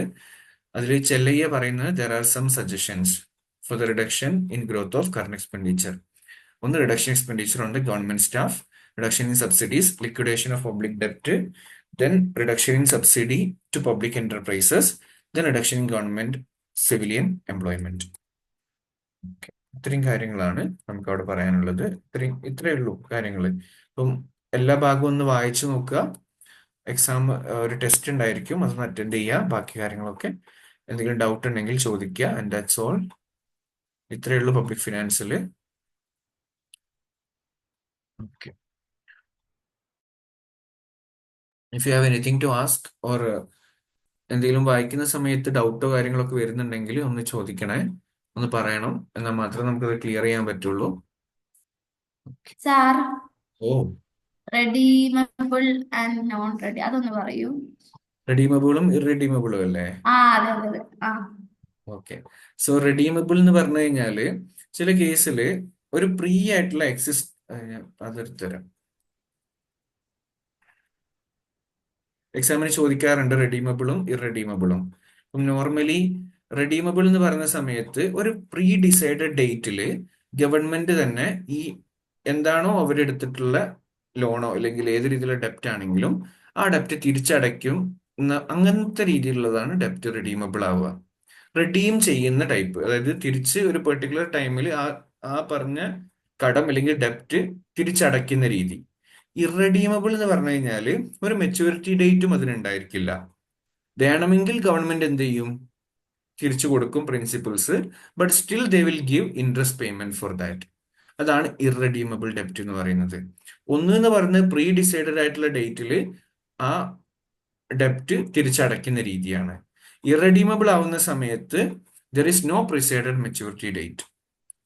അതേസമയം ഒരു കാര്യം കൂടി ഉണ്ട്, ഇവിടുത്തെ കേസിലും ഇൻട്രസ്റ്റ് ചെയ്യും, അതായത് ഇൻട്രസ്റ്റ് അടയ്ക്കും. അതായത് റെഡീമബിൾ ഡെപ്റ്റിന്റെ കേസിൽ ഇൻട്രസ്റ്റ് ആണെങ്കിലും പ്രിൻസിപ്പൽ എമൗണ്ടും കൊടുക്കും.